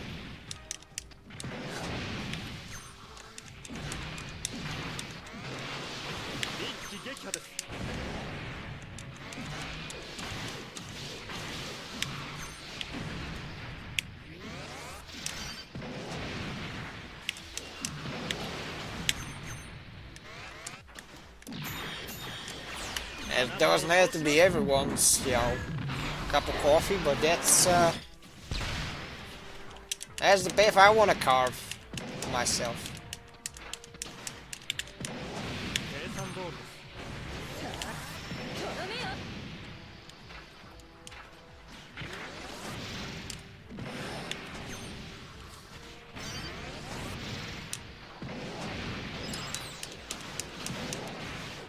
But yeah, dude, that's why I've tried, you know, accruing as many like useful skills as I could. I know how to edit. I am technically certified from accounting, I can do that.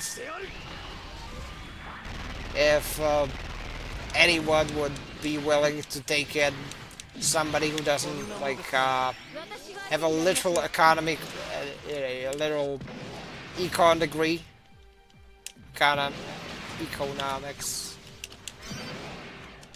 One, because I do have a trade school certification for accounting. Just bit of Shirtlad trivia for you. You know, I know how to code in some languages, at least the basics. I know how to mess with databases. I know how to.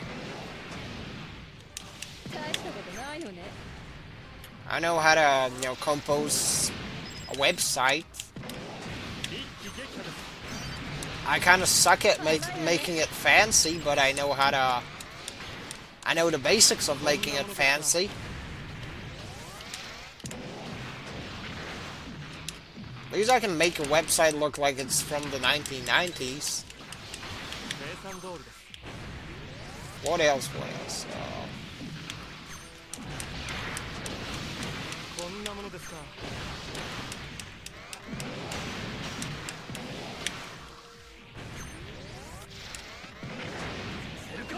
I mean, there's that. What does suck is the fact that, you know,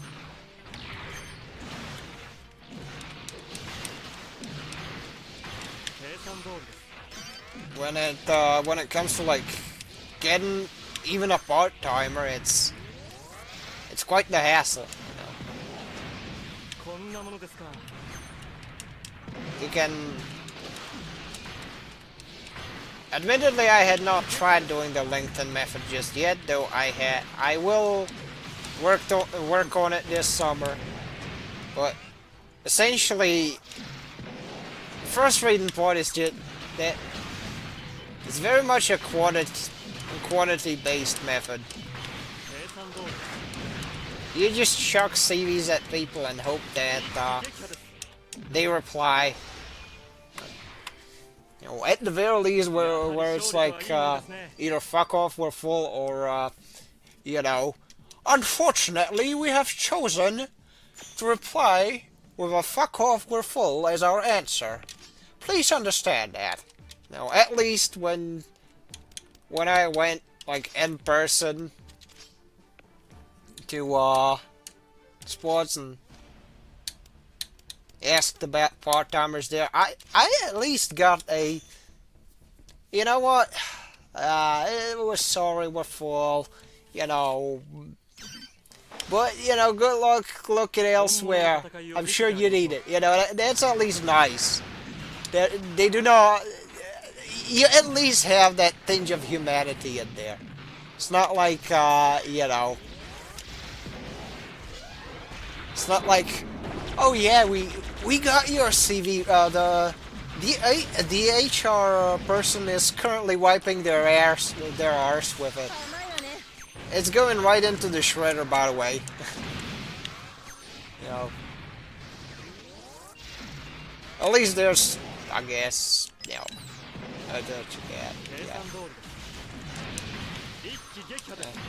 which makes me all the more thankful that I, at the very least, have that one editing part-timer for Micah. I'm really thankful for that. Cause like it's nothing like you know, groundbreaking, but it's still stable, you know.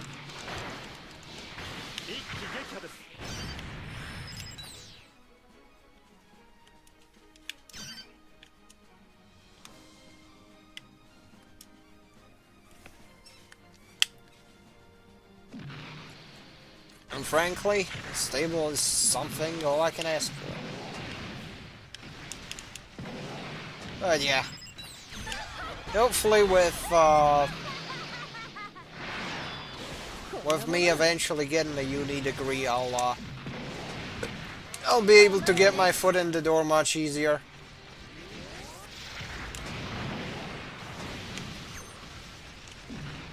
I've started getting some some acquaintances that know people that know people.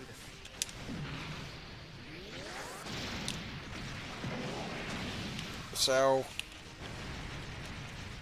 at the very least, I can try and be like, yo, dude, can you ask around these premises for me? I'd like to know whether they have anything open. And, you know, if they're not too busy, they do that. And that's very nice of them. But yeah. I guess I'll try that approach.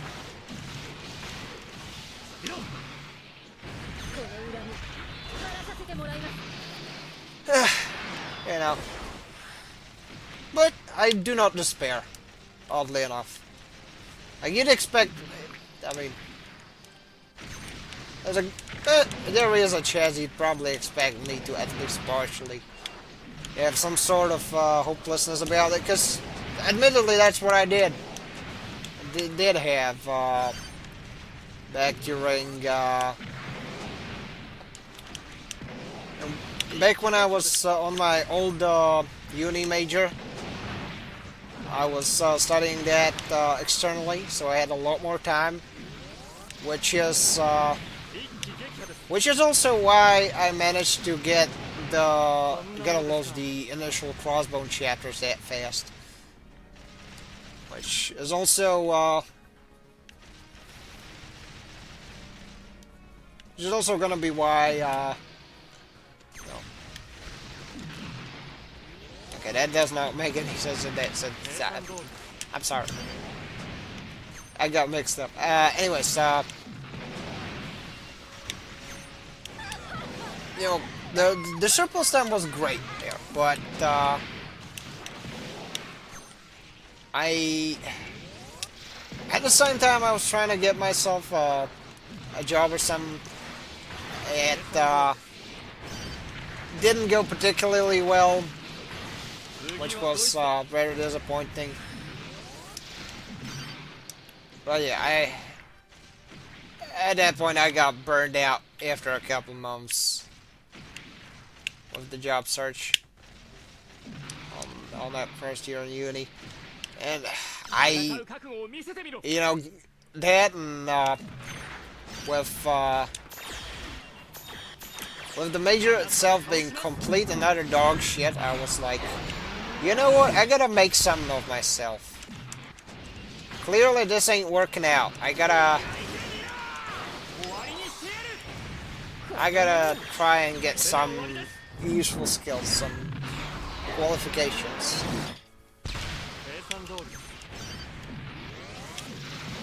Like, I do not mind being a pizza chef or a garbage man, but if only that those things paid me decently.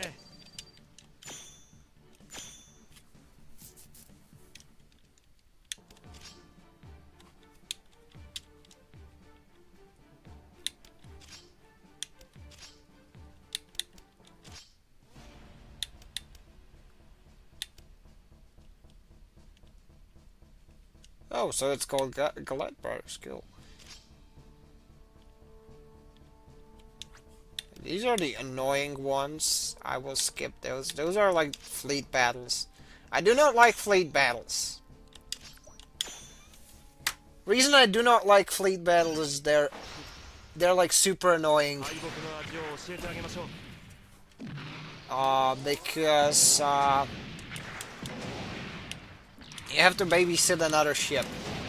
And sometimes if you're too slow, the enemy just damages it enough to the point where, you know, one more attack gets in, the ship gets hit, it's over. So it's very much a race against time. Which is why exactly I just went directly to 9-star missions.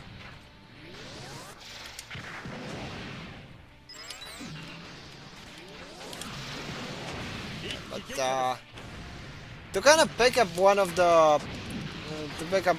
one of the tangents that I did not finish, because, you know, at times I do have a case of like streaming scatterbrain, I like to call it, where I try to tangent into a thing and then I fuck it up. Um, by my brain picking up another thread and try to catch up on that or getting interrupted. Oh, yeah, I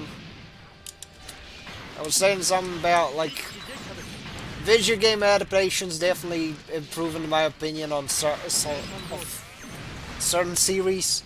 It's definitely true for Seed and Age. I do not like Seed. Because, well, I do not like the characters we follow.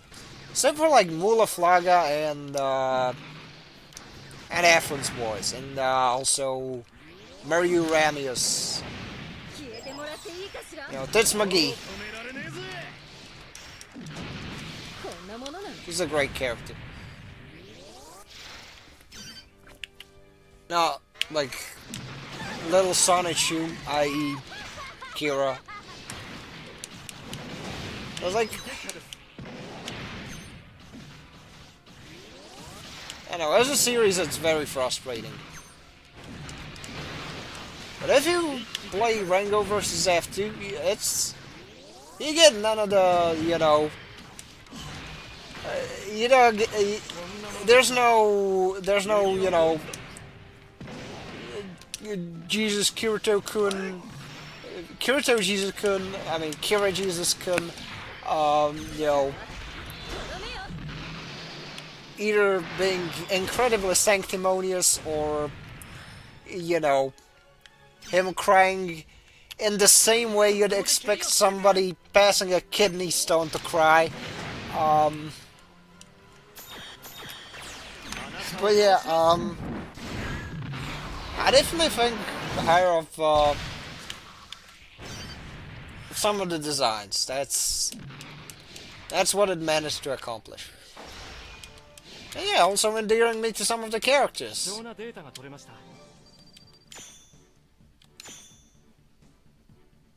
You know, because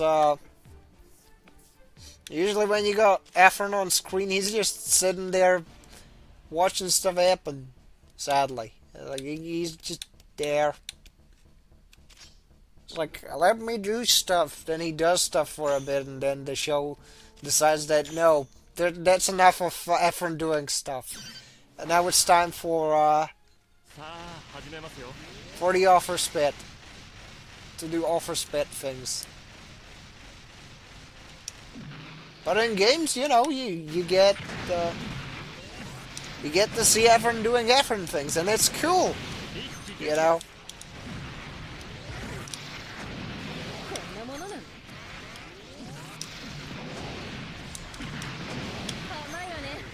I got the two main dudes in the series. He's the cool guy. He's the guy, not Kira. Kira is, I do not like Kira.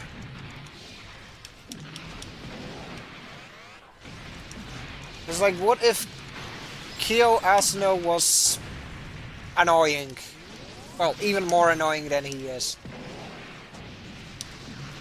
I do not like Kyo Asano because it's basically trying to be a pacifist with a faction that does not deserve a pacifistic approach, you know.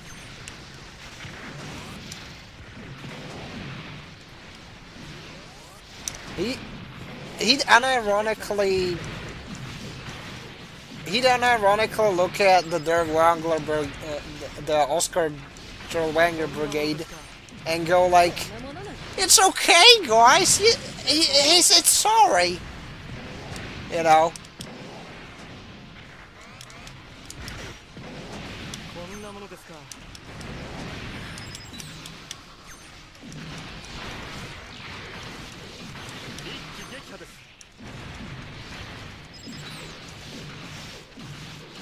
Now do not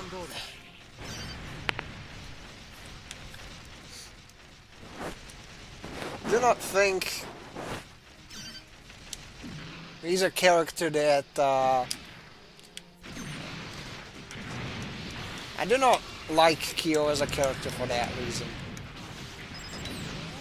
Like, he literally tells his own father, well, his own grandfather, that the Fezor Ezokan is this, you know, weirdo cult leader who does weirdo, difficult, you know, eugenics things, and it's like, his father is like, see, that guy's a mad tyrant. We gotta put him down. We gotta put him all down, because they will just keep getting up. They will keep, you know, popping up, and they will keep, you know, subverting the Federation. They will keep murdering the cities. They will keep ruining lives, which is absolutely what the vegans do. Like, you know, the sabotage of the G-Bouncer Deos, which in turn killed Raina Spriggan's husband. That's... vegans are to blame for that.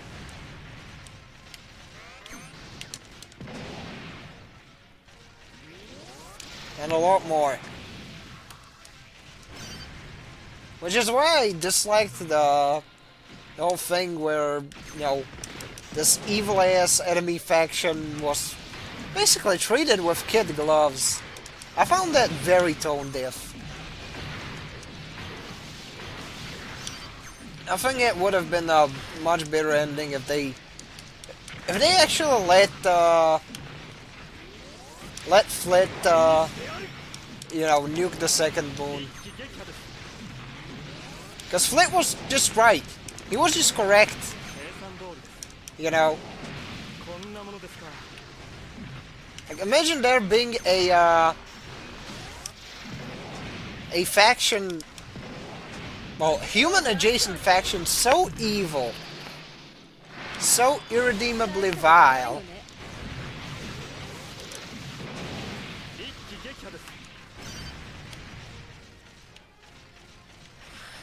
that, you know,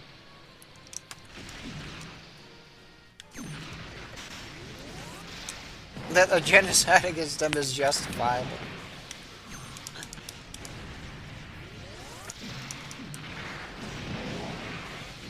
It's like, yeah, Kyo is stupid. He was basically given the Potemkin village treatment at the second moon, and he was like, look, you guys, they're not being nasty. And, you know, the guy that, like the kid that he you know, befriended there on their guided tour, guess what? He got dragged into the vegan war machine just like everyone else.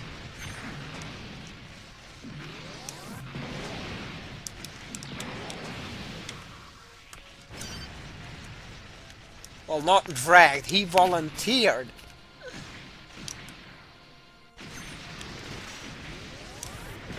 No, I don't know. It felt like that ending felt like way too clean of a solution.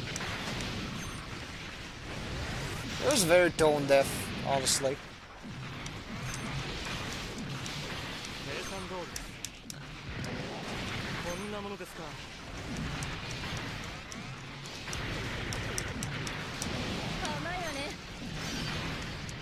But I don't know. I don't think the studio would have been that happy if they went full on, you know, full on the if they fully committed to the route of that one commie purge in Indonesia, you know.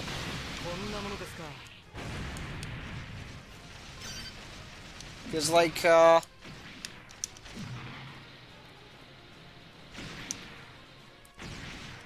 a thing that happened in the 50s.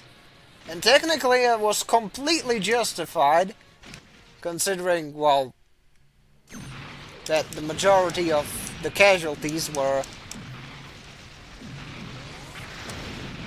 weren't really the human beings and would, you know, it's an act that killed several thousands, but, well, if not more, but it basically saved millions more. So, and it's not like, you know,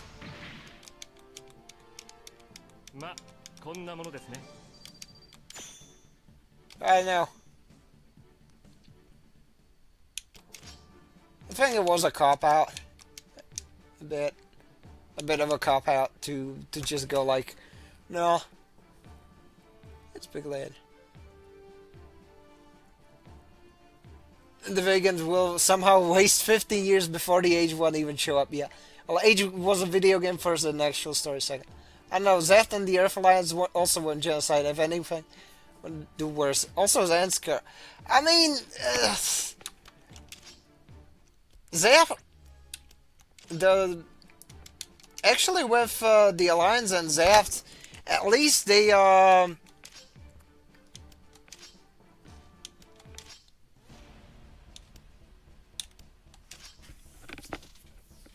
like the vegan they were all in on it. That's the problem. Like they made a fully morally evil faction. Whereas with like Earth Alliance and Zaft, it was just, you know,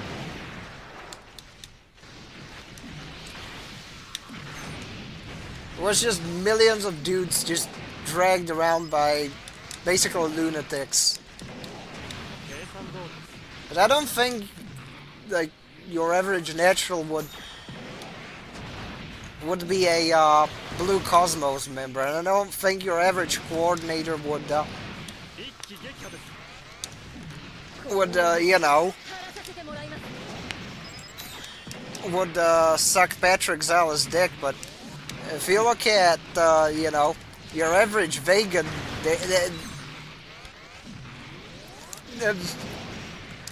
they are absolutely on that Easelcant Kool-Aid. So yeah, it's one of those cases. Like even the whatchamacallit, even the Zanskar, like you had normal dudes that got roped into the damn thing. It was not like this weird death cult that they just you know, it was entirely evil. Like you had the Bispa, they were basically the shitheads, but the dude who piloted the Abigor, there was the duo of Zoloat pilots, even a bunch of like the patrols that Uso and the Shrike team just passed by. You know, either bluffing through them or, you know, using a bit of sleight of hand and the help of Haro. Like, they weren't all bad.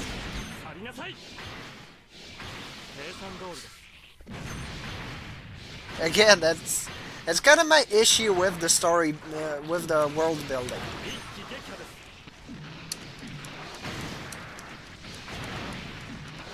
Because in the case of like even the Titans, like you do see kind of the human elements. In the case of the quote-unquote aliens from Nadesco, which is, I think, yeah, Age is pretty much ripping off the Nadesco's twist of like, oh look, the Jovian lizards are actually a civilization of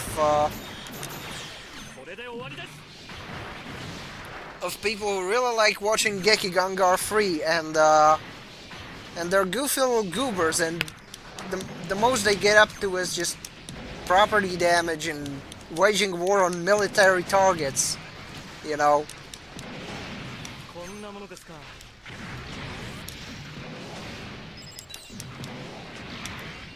大したことないのね。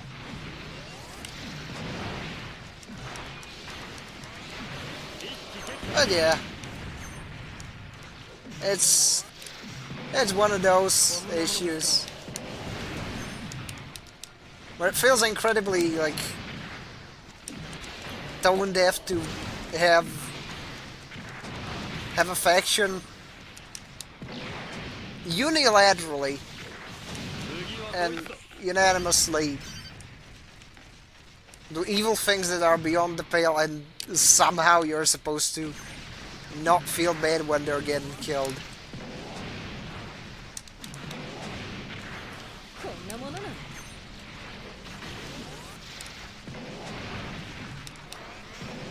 消えてもらっていいかしら。 It'd be like, you know, 甘いわね。 it'd be like watching a document. Yeah, the way like the vegan are characterized in you know, Gundam AGE is like, what if it's like playing a documentary about Pol Pot or any of like the mass murderers within their history, and then being like, oh, but he was really fun guy at parties, and therefore you should not hate him. And shit like that. I do not like that. You know. こんなものですか。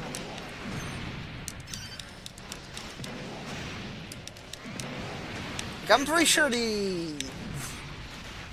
there's very few like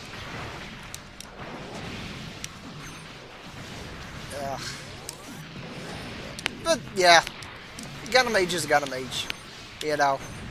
Ain't gonna change nothing about that.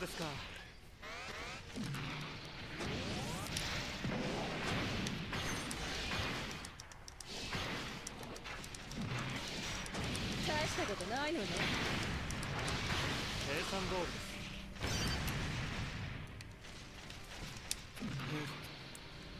It's like the writer set up a thing where, you know, the only like logical outcome is just, you know, escalation until こんなものなの。 one side wipes the other out, right? And then they're like, actually, we're not doing that, and get the writer's pets to 計算通りです。 make pacifism work. Which, yeah, it feels contrived as fuck. You know, why would you do that? That'd be like trying to make a feel bad segment for Wild from Berserk. こんなものですか。 You know, 計算通りです。 the weird monkey apostle. Then again, you know, I guess if 計算通りです。 they did make it a war series, it'd probably get like a bunch of angry, you know, soccer moms writing letters like, oh no, oh no. こんなものなの。 Big evil Martian death cults were killed, oh no. 一気撃破です。 Oh well.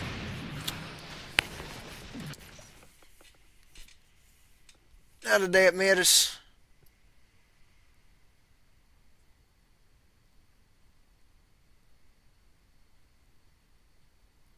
Let's see, catching up on the chat.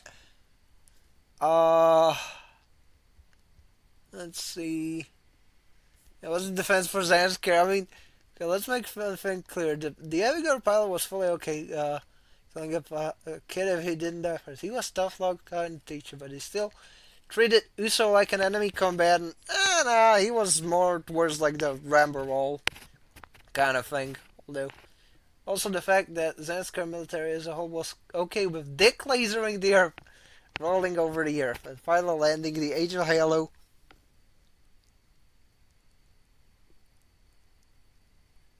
Main thing. Vegans had 50 years of a massive tech gap, so clearly they didn't want genocide that badly. It's debatable. Like, again, I know that, like, the Zanskar were ridiculously evil. I do not like them. Fuck them.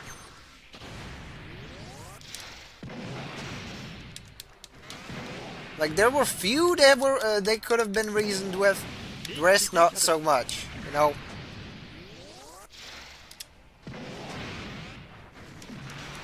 The Titans, they were murderous shitheads, but still they had people who could see a reason and they defected.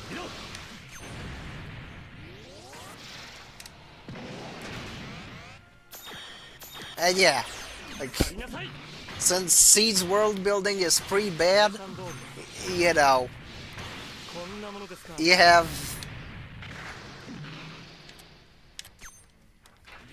basically have two flavors of irredeemably evil with like, you know, with a couple exceptions.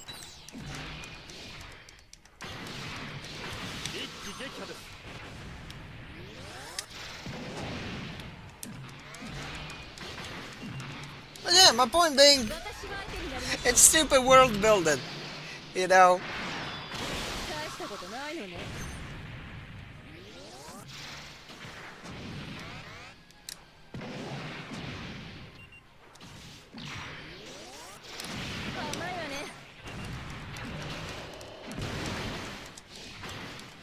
And I think, yes, the vegan would, you know,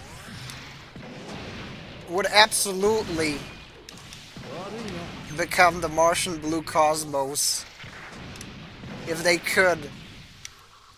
But the problem is, they had a bit of a logistics disadvantage there. Which is where all the soft power, where all the infiltration, where all the things from that department, you know, kind of rolled up.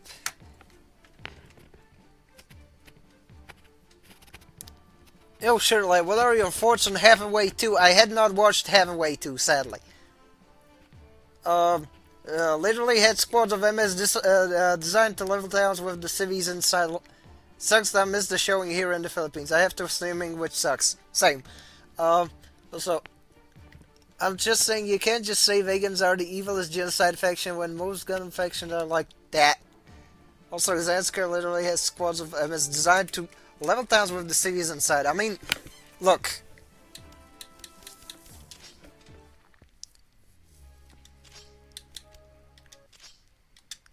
In the very first appearance of the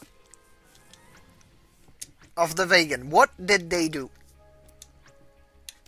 They literally machine gunned like cities. Machine gun cities with the beam Vulcans. Yeah, they're not like uniquely evil, but my point is, you know, yeah.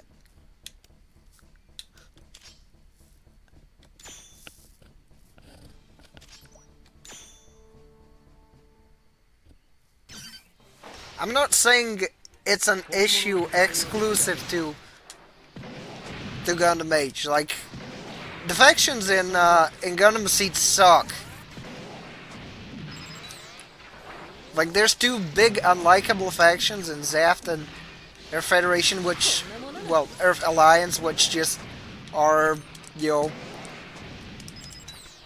the big hyper murders.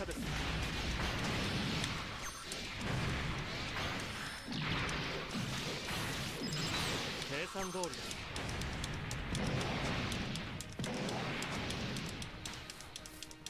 who wanna, you know, nuke each other.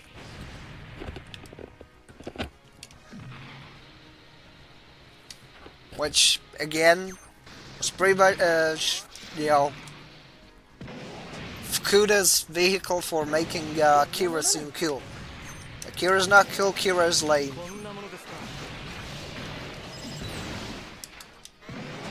計算通りです。 私が相手になりましょう。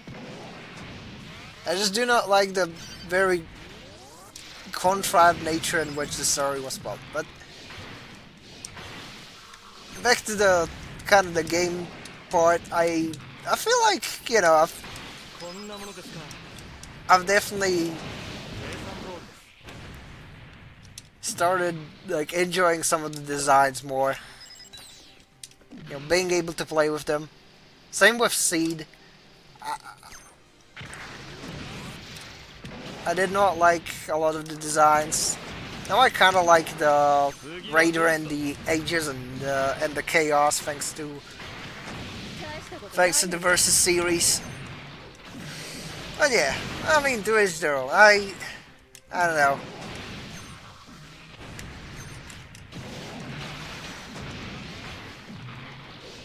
計算通りです。 I do maintain that the Vegan Empire in Gundam is a lot more like やっていいかしら。 a lot more covert with their evil, 甘いわね。 which makes it a lot less I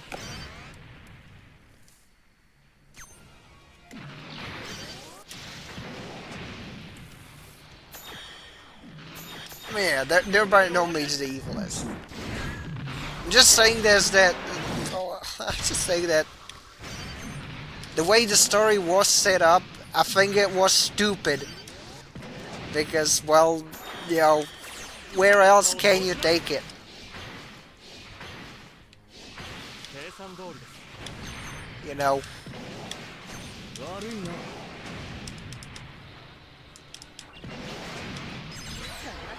とどめよ。こんなものなの。 終わりにしてやる。 that's my point. It's like, where else? 悪いな。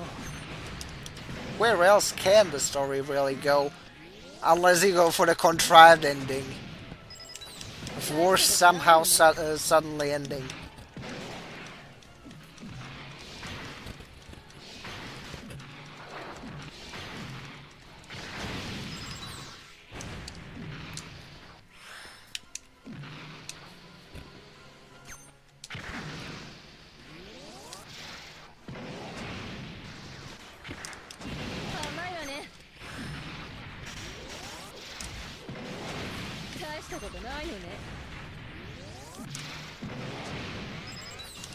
Oh well.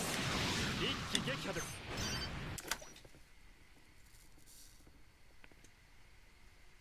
Let's see. It's fun to say you didn't like Aegis writing of world being. That wouldn't be a hot take. The hot take is that Vegan is being the most. I am not saying that they're the most evil. Crossbone Vanguard, by the way, was working with a flesh-eating virus. Yeah, I know. I know. Look, I know. The flesh-eating virus, yes, that was then, you know, こんなものですか。 tempted to be co-opted by Zanska. Even though, you know, the Vanguard did not explicitly, like, do that. But, it was a thing they incidentally, like, stumbled upon. Yes. 計算通りです。 I'm not... My point is they're not uniquely evil. I'm just saying that the world building in this one sucks. In Age, it's like, you know, 勝負あったわね。 you have a guy who's basically, what if Iron Mask was a bit less, a bit more subtle, and you get Easel Cans. こんなものなの。 You get Lord Easel Cams. And that's pretty much his whole thing. 一気撃破です。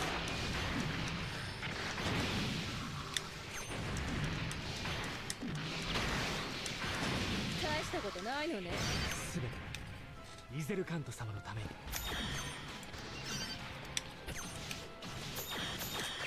去りなさい。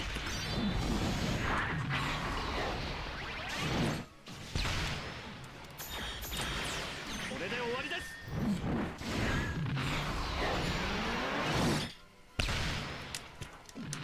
It's like Buff Clay, you know, in Ideon. You have a couple, like, outliers, and then there's, like... Then there's, like, beings of pure evil. And then it ends with, you know, the Ideon being like, screw that, I'm resetting the universe, you guys suck. And that's a good ending!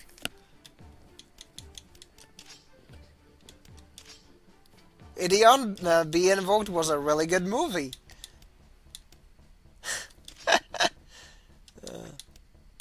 Yeah, well.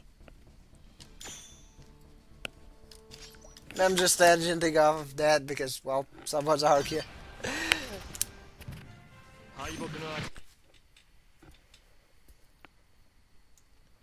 Moral of the story is you don't want to live in any of the Gundam universes. True. Like I said, the generic video game plot first. The writers had to make something out of that. I mean, that's understandable. I'm just frustrating it turned out that way.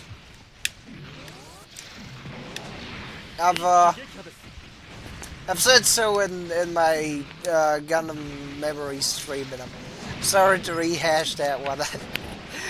Seven knows because, well, he's been there.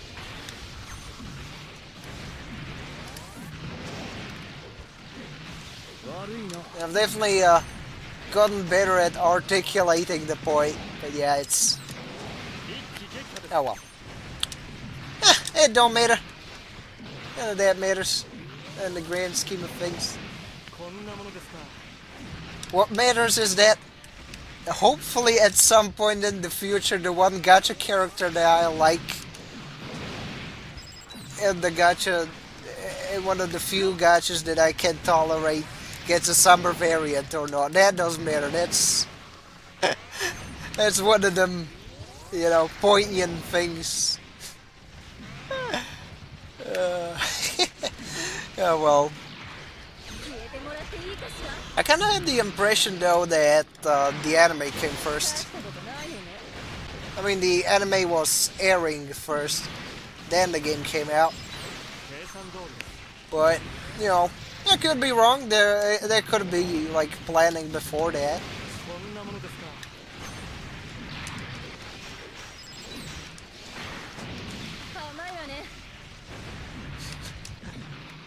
Yeah. I myself don't even know why I keep doubling down on that. Since I don't even care much about that series. It's like, eh. Age is mediocre. I know. Maybe it could be like from the place of frustration, but I don't fucking know. I should probably let it go. You know, unironically blame the autism. Blame autism.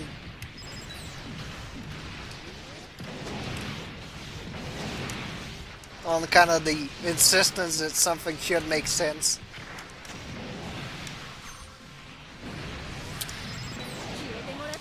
But hey, video game is good. Video game is really good. The story may be ass, but who cares? You know, just like one of the guys behind Doom said, you know, the story in video games can pretty much be like story in Smart. You know, you're not there for the story, you're there for the gameplay. Right? Oh, it's a game idea first. Thank you. I did not know that. まあこんなものですね。 And yeah, at some point I really should try and get back into Saga New Dawn. That was fun, you know. Mm.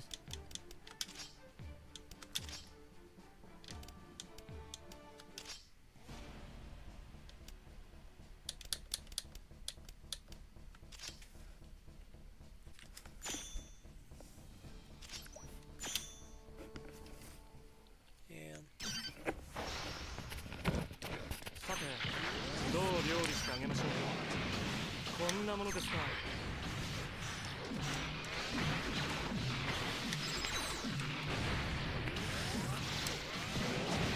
But yeah, back to the more fun stuff. こんなものですか。 大したことないのね。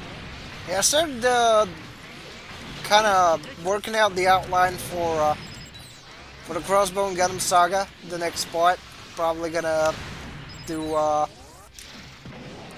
do all of Steel 7 in one episode. こんなものなの。 After that, I don't know. I still haven't caught up on. こんなものですか。 Haven't had the time to catch up on Ghost Dust, etc. Only got 3 bits, so you know, it's like I'd probably put the Crossbone Saga. It's got a lot of episodes already. You know, I'll put it on some sort of a hiatus or something. 大したことないのね。 I'll pick up upon it later. Get more work done on the motion comics once the Steel 7 one is done. I think that's what I want to do. こんなものなの。 Because yeah, doing all Crossbone, it does get tired after. It does get tiring after a bit. I'm mostly like partitioning Crossbone for logistical reasons, because well,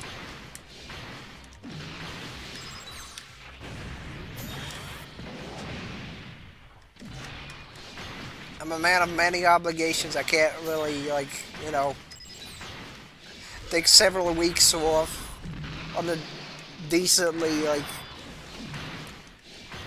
frequent basis to do, like, super long form stuff.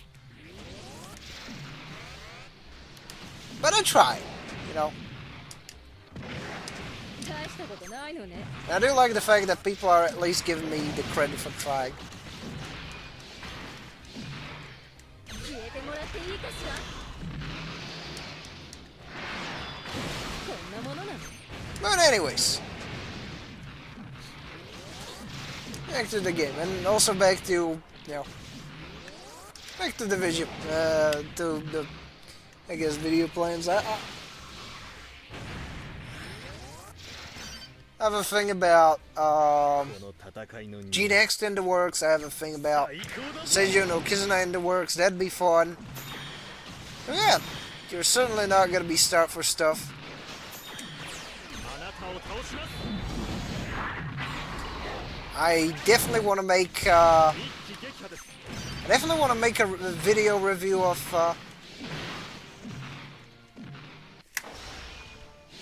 this game at some point. この程度で終わりなのですか。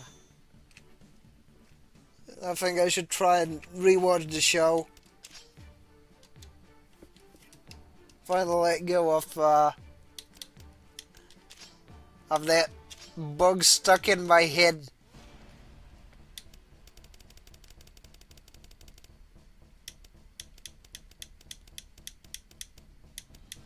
Because I know it's retarded.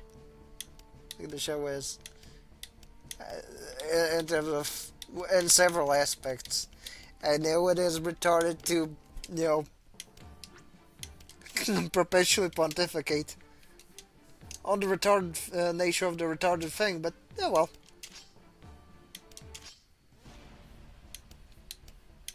It's not like I can do much about the former, so best I can do is do something about the later. That is to not not bring that up at all, and not, you know, leave that by.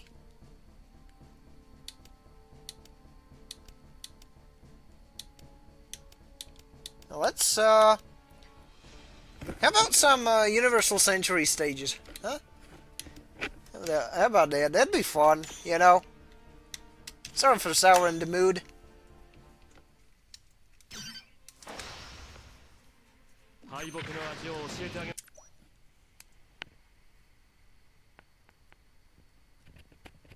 Ran's fans be like, I'm here for the gameplay, not the smut. Sengoku Ran seem to have that kind of energy anyway. Has mods for it, nice. Let go of your burning hatred for the genocidal vegans like Flitted. I mean, no. At the very least, no. Vegan are not people. However,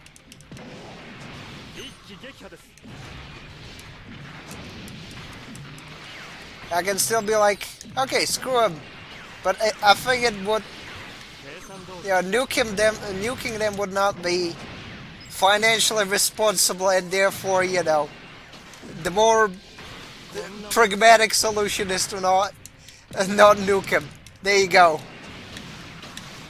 There you go. That's me making peace. You know, there's none of that bike cock shit of, but actually, the super evil empire being evil is more important. It is gonna make them happy, more happy than it makes me sad. Nah, yeah, it's lame. So what? You know, fictional Martian evil guys. Who cares? You know, who cares that they're part Scientology, part shit staffel? You know, who cares? You know, to quote Carl from Aqua Team Hunger Force, it don't matter. None of that matters. Oh yeah. Point taken and let.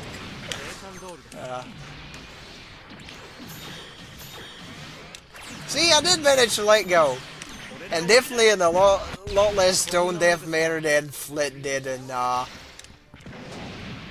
the show, where it was like, you know, the bit at the end of Neon Genesis Evangelion, right? Where you know, Shinji is standing above like this blue, I guess, silhouette of the Earth, and then there's dudes and gals and like around him and clapping and being like, "Congratulations! Congratulations!" Yeah, that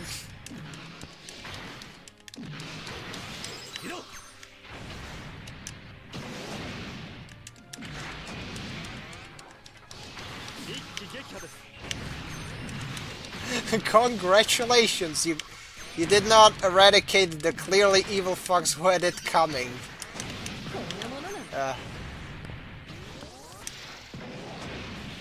Oh well, I mean, Iselkant did die anyway, so did the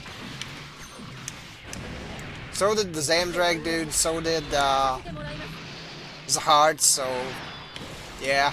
Mostly, like, thanks to happenstance, the Hydra was completely headless, you know.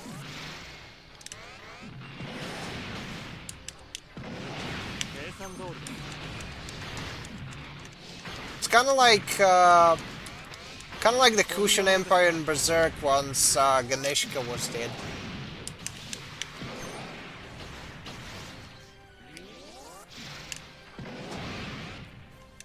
The serpent is dead, you know.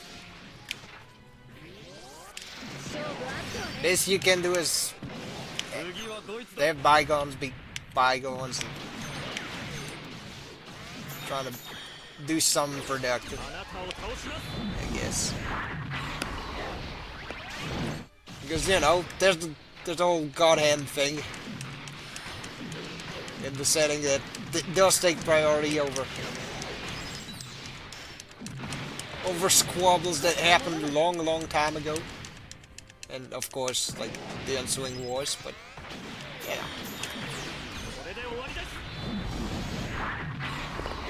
Because I mean, こんなものですか。 in regards to age, did you happen to see like Patrick was gone, Azrael was, 取れました。 Muruta Azrael was gone, you know. Therefore, you know, bees can be won because the Damages got themselves killed.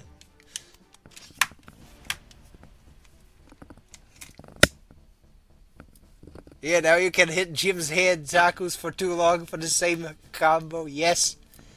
Yes. Yes. That is the end all be all. Actually, let's make it spicy. Gonna drop a save real quick. And we're gonna bonk some goofs too, okay? There's gonna be variety.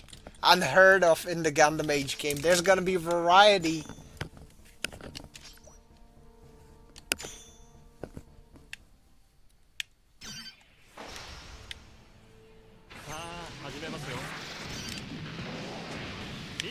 There's domes, there's goofs. By the way, one thing that I do find funny is that the goof gets the goof doesn't have a recipe for the Zaku bazooka. Actually, it's the Shark Zaku. It only gets the saber, but otherwise is equipped with the Zaku bazooka. Now, it's like, alright, you know, that makes sense, but guess what? The Gelgoog, like the standard production Gelgoog, its blueprint only comes with the Beam Naginata, which means you have to get the Char's Gelgoog in order to have the rifle. And I do find it very silly. Because, you know, like the standard Zaku, with that one you get everything you need. Oh fuck, it's already 7. Guys, I gotta call it. Okay. But yeah, it's been a fun stream. The Goof Sword that for some reason does way more damage than the AGE weapons. Had to give you a reason to catch them all. Yeah. It's definitely been a fun stream. I got to yap. I guess it's good that I got it out of my system. You know. Sometimes I gotta get the tism out of my system. So I suppose that does it. That definitely does it. But yeah, I will see you all next time. It's been fun. So yeah, later.